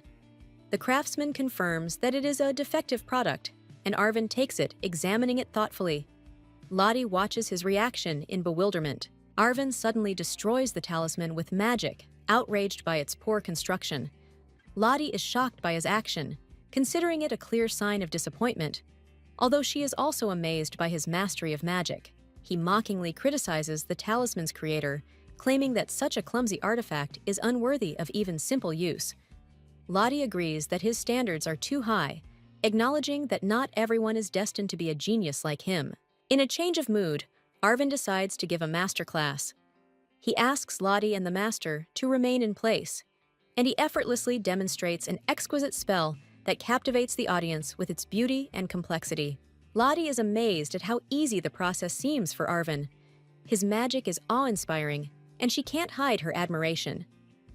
Despite all her anger and confusion, she acknowledges his incredible talent and sense of humor. Lottie looked at the old man in amazement, who commanded respect in her, with his bewildered but admiring look. He said that Arvin had done an incredible thing, returning immediately after disappearing, which filled him with real admiration. Arvin gracefully appeared cloaked in a magical glow, leaving a trail of glitter behind him. Lottie, shocked by what was happening, received a mysterious object from him that looked like a magical seal. Her realization that it was a teleportation tool caused excitement. The old man stuttered as he tried to understand how Arvin had managed to do it so quickly. Lottie looked at Arvin carefully, who confirmed that he had used magic to create the clone. The old man was stunned by such skill, hardly believing his eyes. Lottie was surprised to ask why the process took so long. Arvin explained that it required a lot of effort and careful adjustment. His remark that no one had ever dared to use this technique before raised many questions. The elder, his shoulders drooping, explained that it took a long time to prepare for the ritual. Arvin responded with a measured reminder that without effort and labor, no one would learn anything. This reproach seemed harsh to Lottie, but she sensed hidden concern in his words. The old man continued to work, sighing bitterly, muttering about the difficulties. Arvin pointed out, with ruthless frankness, that the old man had probably already practiced his skills in his sleep, hinting at experience. But teasing him, Lottie couldn't help but smile. Lottie tried to intercede for the elder, seeing his confusion and awe of Arvin. She noted that perhaps they could have shown more tolerance. However, Arvin calmly noted that their tasks required determination and no compromise. Arvin assured Lottie that the old man would live a long life despite her fears. These words evoked genuine gratitude in the old man. He admitted that this encouragement meant a lot to him, especially in moments of doubt. The old man sighed softly and asked her not to worry about him. Lottie watched him leave, trying to understand what exactly was hidden behind his sad look. She suddenly felt a warm respect for the old man for his steadfastness. When Arvin mentioned that the old man was only 25 years old, Lottie was shocked as he looked much older. Her thoughts about the old man's age and wisdom changed, leaving her to wonder how little she knew about the people around her. Lottie thought about it, looking at the old man with the long gray beard. She felt that his appearance did not match his age. Arvin, standing next to her, explained that this was the result of dangerous interference in someone else's magic circle, which led to irreversible changes. An uncontrolled magic circle resulted in the appearance of a powerful creature. It turned out to be uncontrollable and aggressive, which caused the anger of the magician who tried to control it. This moment became a turning point in the fate of the wizard, whose life was beset by a heavy curse. The demon's curse was devastating. It robbed the mage of hope and changed him forever. Lottie expressed her regret, sensing the tragedy in his fate. Arvin only confirmed that it was an unheard-of case of magical error, the consequences of which were horrific. The magician, hoping to lift the curse, wandered through countless towns and villages. Despite all his attempts, he failed to achieve his goal. Lottie, listening to the story, learned that with the disappearance of the demon, the magic circle was destroyed, which is why the magician fell into despair. The story of the magician touched Lottie. She could hardly contain her emotions. She sadly noted how sad this fate was. Arvin told her that the magician did not give up his attempts and now works in the magic tower to restore the circle and find a way to break the curse. Lottie couldn't believe that even Arvin, with his powerful magic, couldn't lift this curse. He calmly answered her question, saying that he could help, but the curse only supported the mage, preventing him from escaping from the work he had dedicated his entire life to. Lottie wondered what it would be like to work for the future of a mage who could not be saved. She decided that such a path was too hard. Despite all this, she thanked Arvin for the magical talismans he gave her, continuing to ponder the fate of the mage. As Lottie said goodbye, she felt how difficult it was to part with the talismans. Arvin remained thoughtful, surprised by her reaction. He noted that their story had no future, and even if they lived in different worlds, he would continue to follow her fate as a stalker. Lottie recalled her previous job. She said she had worked as a bricklayer without pay, laughing at the absurdity of the situation. Arvin smiled and admitted that she was funny. Lottie was surprised by his reaction, but assumed he thought she was a future comedian. As Lottie left, she remarked on how much she had learned from this meeting. Her emotions were mixed, but she understood that magic was not always beneficial, and the fates of wizards were full of tragedy. Arvin watched her hiding his thoughts, but understanding that this meeting was important for both of them. Lottie suddenly found herself the center of attention from Arvin, who offered her a reward for her bravery with a small smile. His eyes glowed with mysterious magic, and his touch on her hand filled the air with a mysterious glow. Her heart sank as he pulled her close, as if protecting her from the outside world. A moment later, they were in a whirlwind of bright lights and shimmering energy. Lottie didn't understand how Arvin had managed to teleport them so easily, but the next second, she recognized the landscape near her home with amazement. Her thoughts were confused between delight and surprise at such a magical ability. Arvin explained that the teleportation magic and amulets in the tower had been blocked by the previous owner. Lottie remembered with suspicion how he had refused to let her use the amulet. Her confusion turned to mild indignation, and he seemed to enjoy her reaction, keeping her on edge. Looking around, Lottie suddenly realized that she herself had no idea how they had moved Arvin. With a smug smile hinted at his own genius, which caused Lottie to protest internally. Her irritation increased when she thought that he deliberately wanted to show his superiority. As they parted, Arvin, with irony in his voice, reminded Lottie to be grateful for the favor and not to forget to buy their goods. Lottie was struck by his manner of parting, and his light but insistent "buy more" left her confused. Her face reflected a mixture of displeasure and embarrassment. Lottie suddenly thought about her role in this situation. She felt like a kind of bank supporting the magic tower with regular transfers. Her indignation at the realization of her own insignificance increased, but inside her, a feeling of pride arose for her connection with Arvin. Lottie remembered Arvin taking her hand by accident. It seemed like a grand moment despite its insignificance. To him, she was just a pebble in the road, but to her, it was something exciting, filling her with warmth and delight.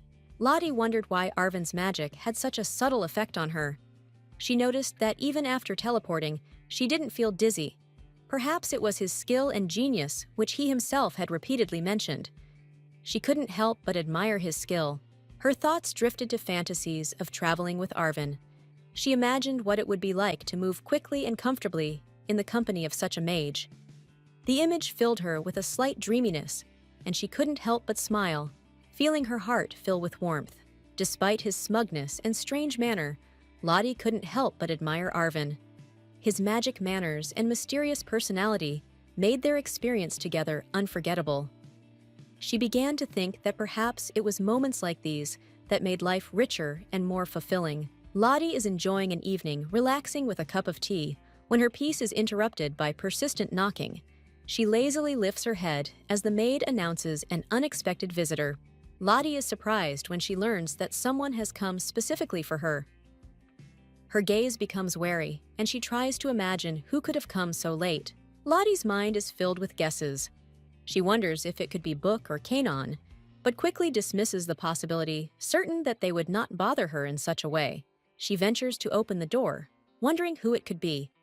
Her guest turns out to be Evelyn, whose unexpected appearance raises even more questions for Lottie. Lottie is surprised that Evelyn has arrived so late. Evelyn explains that she was helped by his lordship, who was kind enough to give her a lift. Lottie has mixed feelings about how it all happened, remembering the events with the orcs, and asking if Evelyn was hurt, receiving a confident answer. Evelyn explains that she used the talisman, and his lordship assured her of Lottie's safety. However, Evelyn still wanted to see for herself that her friend was okay. Lottie tries to reassure Evelyn that everything is fine. However, Lottie's thoughts tell her otherwise. She believes that Evelyn will not let go of the situation so easily. Lottie smiles as she shares her unusual experiences. She remembers being lifted into the air and then feeling the cold ground, which left her in shock. Evelyn is shocked by her words. Lottie, her head down, finds the strength to pull herself together and ask Evelyn to continue the discussion. Evelyn is determined to sort this out and already knows what she will say to Kenneth. Lottie looks at Evelyn, who is seething with anger but trying to control herself. Despite this, the fire of rage burns in her eyes. Lottie is amazed by such determination and strength of her friend that she admires her as a real Valkyrie. However, she knows that it is better to let Evelyn cope with her emotions on her own. As Evelyn walks away with her head held high, Lottie is left in thought. She admires her friend's confidence, noting that her behavior inspires hope for the best. At the same time, Lottie feels slightly confused, not fully understanding what has caused Evelyn's determination. Sitting at the table, Lottie enjoys aromatic tea and sweet treats. She immerses herself in the atmosphere of warmth and comfort, enjoying a quiet moment of calm. A smile appears on her face because such moments give her the opportunity to forget about her worries and completely relax. Lottie eats the candies with enthusiasm and, noticing their bright color, wonders what color her tongue is now. She is overcome by childish curiosity and laughs cheerfully, mentally, making fun of her playful mood. This gives her image even more lightness and charm. There is a sudden knock and Lottie jumps. She wonders who could have come at this moment, especially without warning. Despite this, a slight excitement comes over her, and she begins to prepare for the meeting, wondering how unusual this visit might be. As Lottie walks towards the door, she worries about her appearance and fussily adjusts her dress. Her thoughts are filled with mixed emotions. Irritation at the sudden visit intertwined with a slight premonition of something important.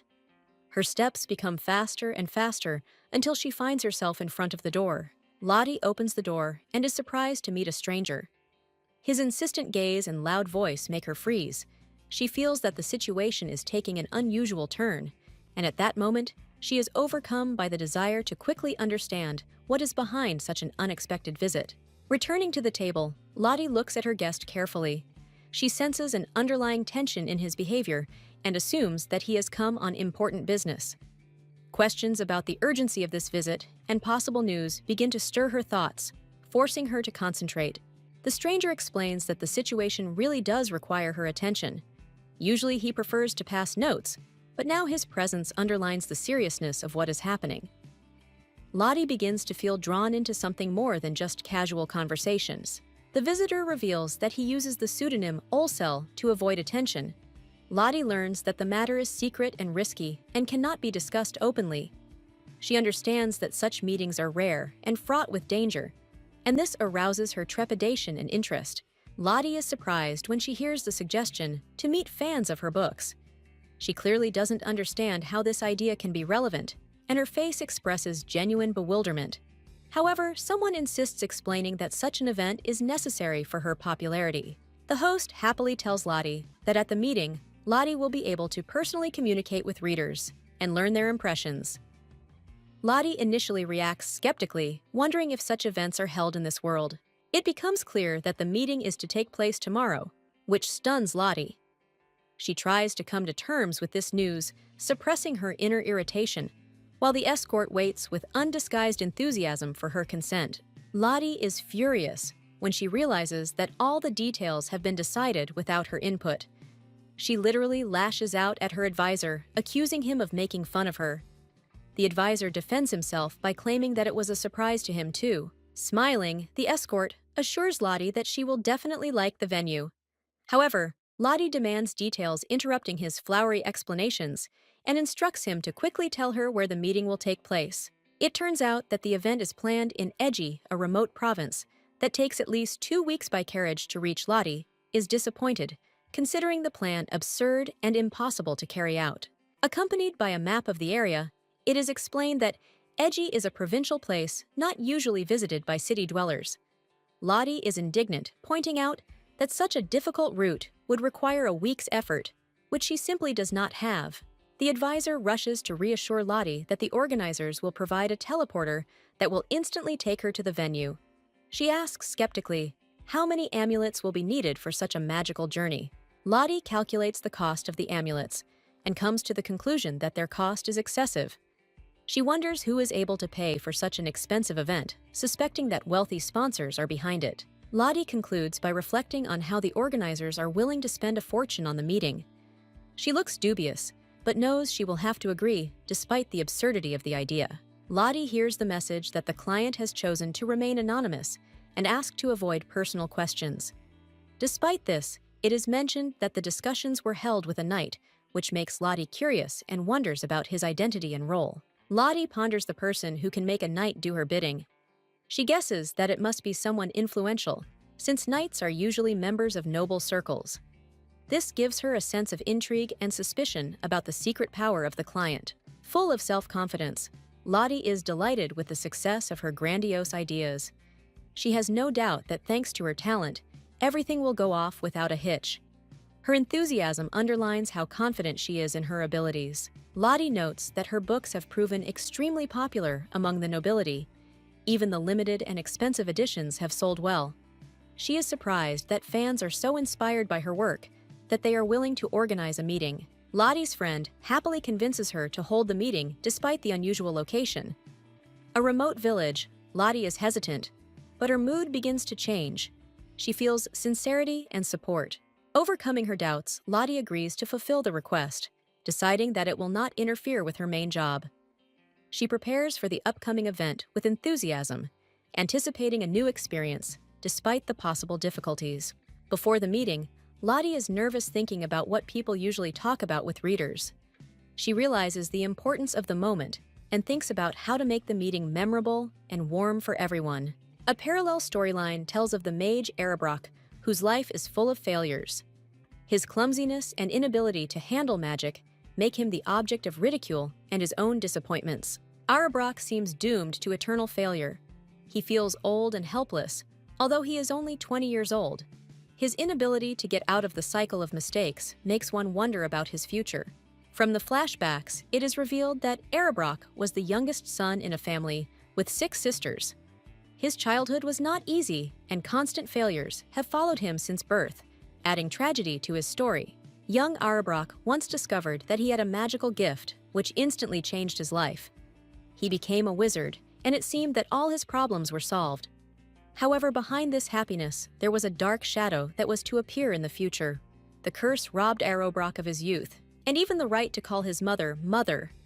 Now he looked like an old man and felt alienated from his former life. He was surrounded by young girls, but loneliness became his constant companion. More than 3 years had passed since Erebrock became one of the wizards of the Magic Tower. He was forced to obey the rules, but his inner world was full of fear and pain. He trembled, struggling to cope with the impending depression. Erebrock, looking at the magical tower and its grandeur, felt homesick. His thoughts increasingly returned to what he had lost, and depression consumed him more and more, making the days heavier and darker. Elsewhere, a young blue-winged mage pondered life and death. He wondered who his next victim would be, and with that thought in mind, he prepared for his next fateful encounter, not hiding his slight mockery of the world. Erebrock found himself in a situation where a young winged mage presented him and his companions with a difficult choice. The mage's bloody gaze left no doubt. It did not matter to him whether one person died or all at once.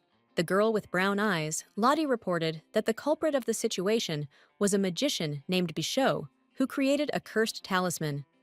Erebrock's companions tried to figure out where he was, but it turned out that Bichot had left the city. The winged mage noted that they needed rest too, and mysteriously snapped his fingers.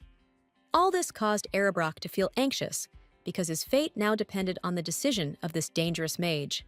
The sudden radiation attack caught everyone off guard. The winged mage used his power to free Lottie and the others from danger.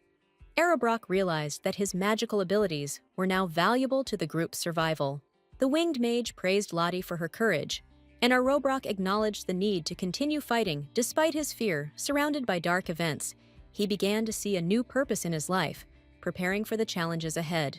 A mysterious man with a distorted face issues a desperate challenge, giving Lottie only 1 day to complete an unclear task. His cry, full of rage and horror, rolls like thunder through the room, hinting at the seriousness of the consequences. Lottie finds herself in a forest, filled with ominous sounds. Shadows swirl above her head, trees tremble, and a magical talisman breaks due to her mistake. The atmosphere thickens, leaving her with a sense of impending danger that only grows stronger. Lottie is overcome with longing for her family. Her thoughts return to the bright moments spent with her beloved sisters.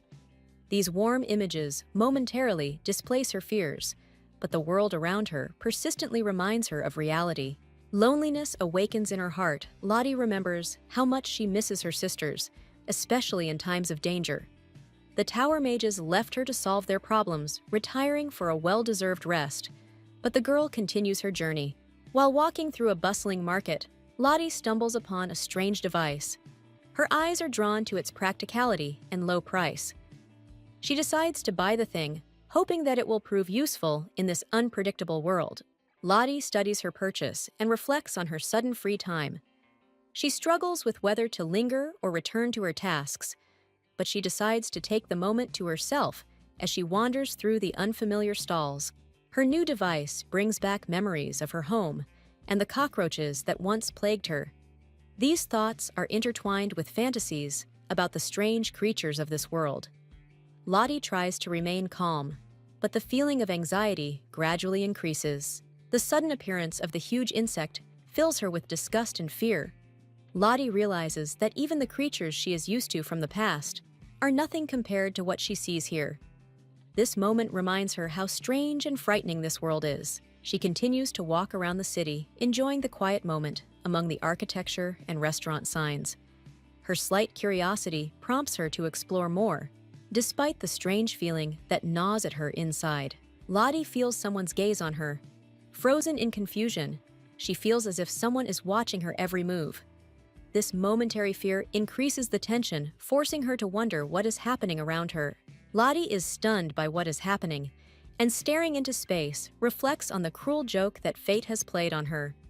She wonders how her requests for one thing have turned into such an unpredictable outcome. Suddenly, a young man with dark hair approaches her, asking why she is there. Lottie realizes that her presence has caused confusion and mentally blames herself for her failure. The girl tries to change the subject by asking about his lordship's fate. Against the backdrop of her thoughts, the gloomy figure of another girl appears determined to act. Lottie shares her observations, calling herself a secondary character who seems doomed to failure. The young man, on the contrary, only increases her embarrassment with his sarcasm. Slightly disconcerted, she notes that his constant ridicule creates an impression of superiority. Despite this, Lottie tries to cope with the situation, although inside she is growing irritated. The girl ponders how her actions look from the outside, but eventually agrees that it is better than complete indifference. The young man seems increasingly unapproachable. Feeling internally tired of all the troubles, Lottie decides that she needs to pull herself together. However, the guy continues to make her nervous with his behavior. She suspects that he has not yet realized her sincerity and speculates that his busy schedule may have distracted him from what is happening. Lottie speculates about his motives.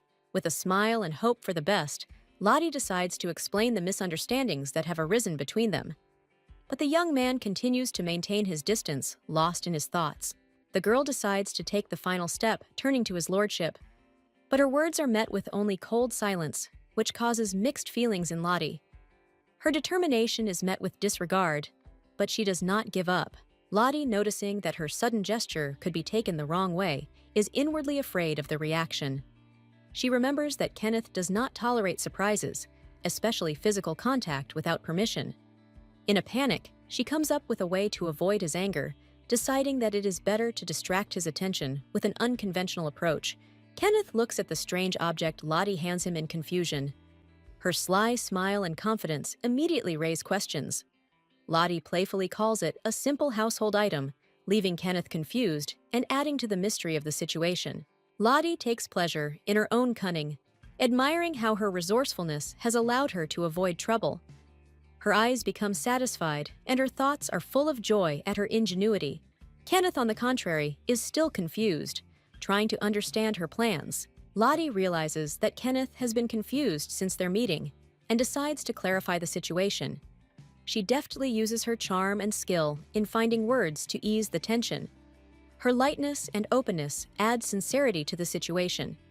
Although Kenneth himself looks at her with distrust, Kenneth's reaction suddenly softens, and he takes in Lottie's actions with interest. A slight smile appears in his eyes, as if her approach has actually managed to surprise him. This moment becomes a turning point in their interaction. He accepts her way of communicating. Lottie notices that her plan has worked and feels victorious. She deftly parries his questions, and her internal monologues emphasize her sense of pride in herself. Kenneth becomes increasingly accustomed to her unconventional behavior, although he still retains a certain amount of suspicion. Lottie, eager to demonstrate her resourcefulness, explains how she approached the situation. Her explanation is accompanied by a light joke, and this causes mixed feelings in Kenneth. Her confidence seems unusual to him, but he is forced to acknowledge her skill.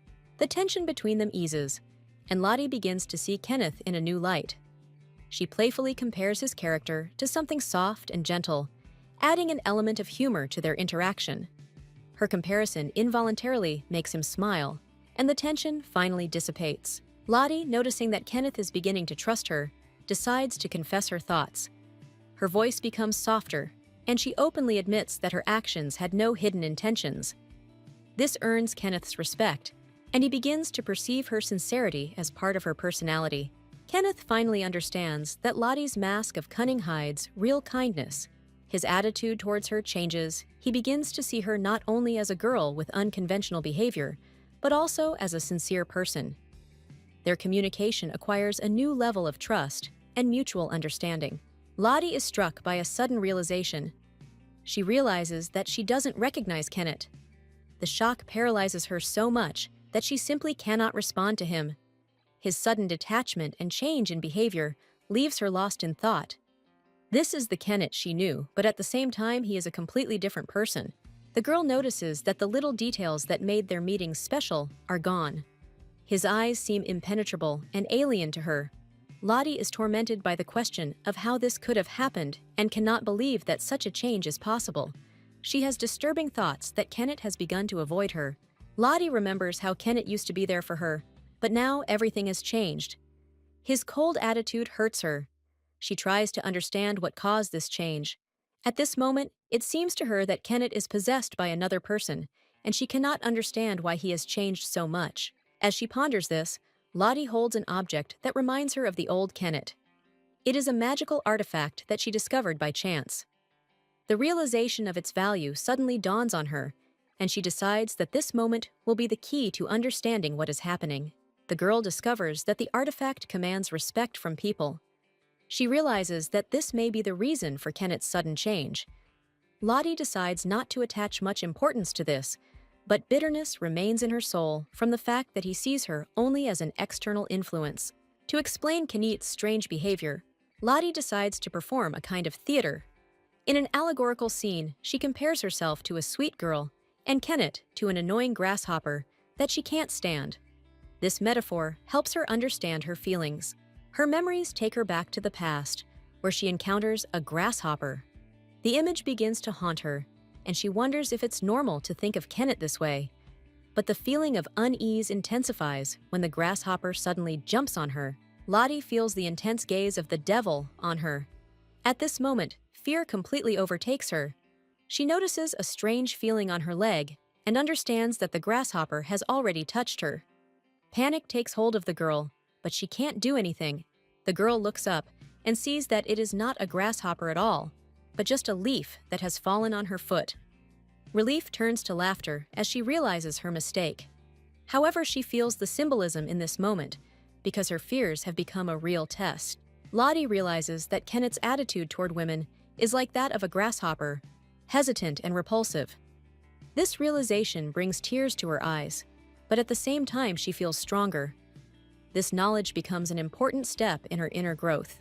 Lottie, looking at the blacksmith's tool, reflects on how his song has changed the way people treat her. She realizes that such a thoughtful melody can touch anyone, and this realization brings her peace and confidence. She is pleased with her resourcefulness, because even without outside help, she was able to find a way to survive. Inspired Lottie notices how her life is gradually filled with luck, because important people began to support her. Walking through the streets of the city, Lottie thinks that it is time to have a snack. However, she is suddenly called by Book, who was obviously in a hurry to catch up with her. His excitement makes Lottie surprised. Book sheepishly explains that he knew where Lottie would be. He tells her that the planned fan meeting will be arriving soon and suggests that she prepare for the event. Lottie listens to Buck with interest, and he a little nervously hands her the thing she's supposed to use at the meeting. This makes her wonder what this object is. It turns out to be a luxurious wig. Lottie is amazed at its softness and quality, especially when she learns that it cost 10 gold pieces. She truly admires Beach's generosity. Book explains that this exquisite wig is meant to impress the guests at the meeting. Lottie appreciates its appearance and feels a little hot, but is ready to accept the offer. She and Bucks head to a beautiful mansion where the fan meeting is to take place. Lottie is amazed by the meticulous preparations with which everything has been organized for this important event. Entering the spacious room decorated for the meeting, Lottie and Book survey the place. The atmosphere seems both solemn and mysterious, awakening anticipation in Lottie. Suddenly, they experience a strange teleportation effect, which Book explains the masked guests present become part of an unusual fairy tale performance, completely enchanting Lottie. In a mansion filled with colorful characters, guests have gathered in anticipation of a mysterious meeting. Lottie appears among the crowd, wearing a bright red mask. Her entrance is accompanied by a magical aura, captivating everyone around her. The guests feel slightly unwell from the strange teleportation, but the atmosphere in the hall is filled with anticipation. Lottie notices two masked girls off to the side, who are discussing her appearance with admiration. She attracts attention with her unusual grace and mysterious beauty. However, her gaze is directed to one of the girls, dressed in a refined white mask, who clearly belongs to a noble family. Lottie confidently approaches the girl in the white mask, who turns out to be Leah Rose. Leah looks at her with slight embarrassment, but her interest cannot be hidden. Lottie, despite her outward confidence, is internally surprised by the unexpected acquaintance, feeling a hidden connection with this stranger. Lottie's attention is drawn to Leah's exquisite beauty. Her exquisite mask highlights her sparkling eyes, which are striking in their depth. Lottie remembers that she has seen these eyes before, but she cannot place them. Her thoughts begin to swirl with mild excitement. Leah continues to look at Lottie, feeling her inner strength and enchanting voice. Lottie, in turn, notices an unusual combination in Leah's eyes.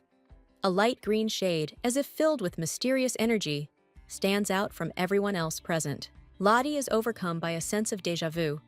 She tries to remember where she might have met Leah, but her memory eludes the answers. The mystery of this moment increases her interest, and she decides to find out more about the girl in the white mask. Leah comes across as an elegant and sophisticated person. Her manners and calm voice charm everyone around her. Even Lottie. It seems impossible not to notice her. Lottie decides to start a conversation to ease the tension and understand what attracts her to this mysterious person. Leah's friends invite them to sit down at the table and begin the long-awaited meeting. Lottie notices that those who sincerely admire her have gathered around her, but her attention is focused only on Leah, who stands out among the rest. Lottie is surprised to find a special chair reserved for her next to Leah. She takes this as a sign of fate and feels a little excited at the thought that this meeting could change her life. The atmosphere becomes more tense and exciting. Sitting at the table, Lottie turns her attention to the knights accompanying Leah, realizing that the girl standing before her is from a wealthy family. She is surprised by the idea that such a noble person could be her admirer. This discovery causes her sincere admiration and embarrassment. Lottie, wearing a bright red mask, is anxiously considering how to behave at the meeting.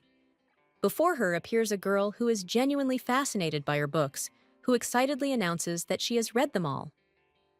Lottie feels a wave of unexpected attention and does not know how to react. A fan hands Lottie one of her books to get an autograph. The gesture is so elegant and respectful that Lottie can't help but marvel. It warms her heart to know that her work touches people deeply. Suddenly, several other guests also pull out books, bombarding Lottie with requests for autographs.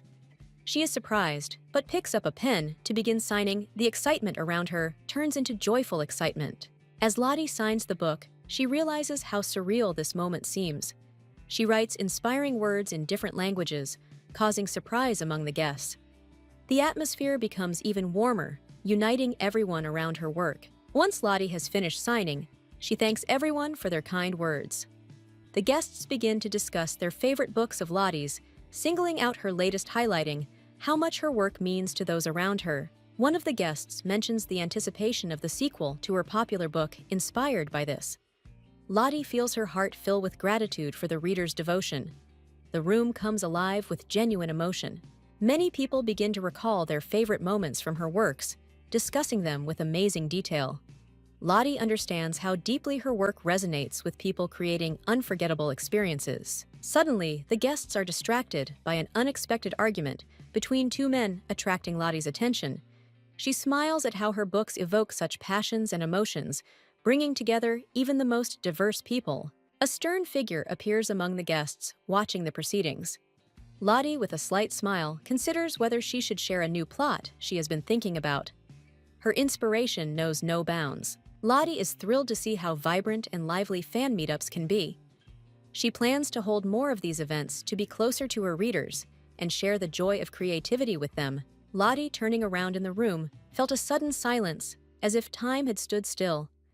Her delicate face in its glittering mask was thoughtful, and her smile hinted at the secret she was about to reveal.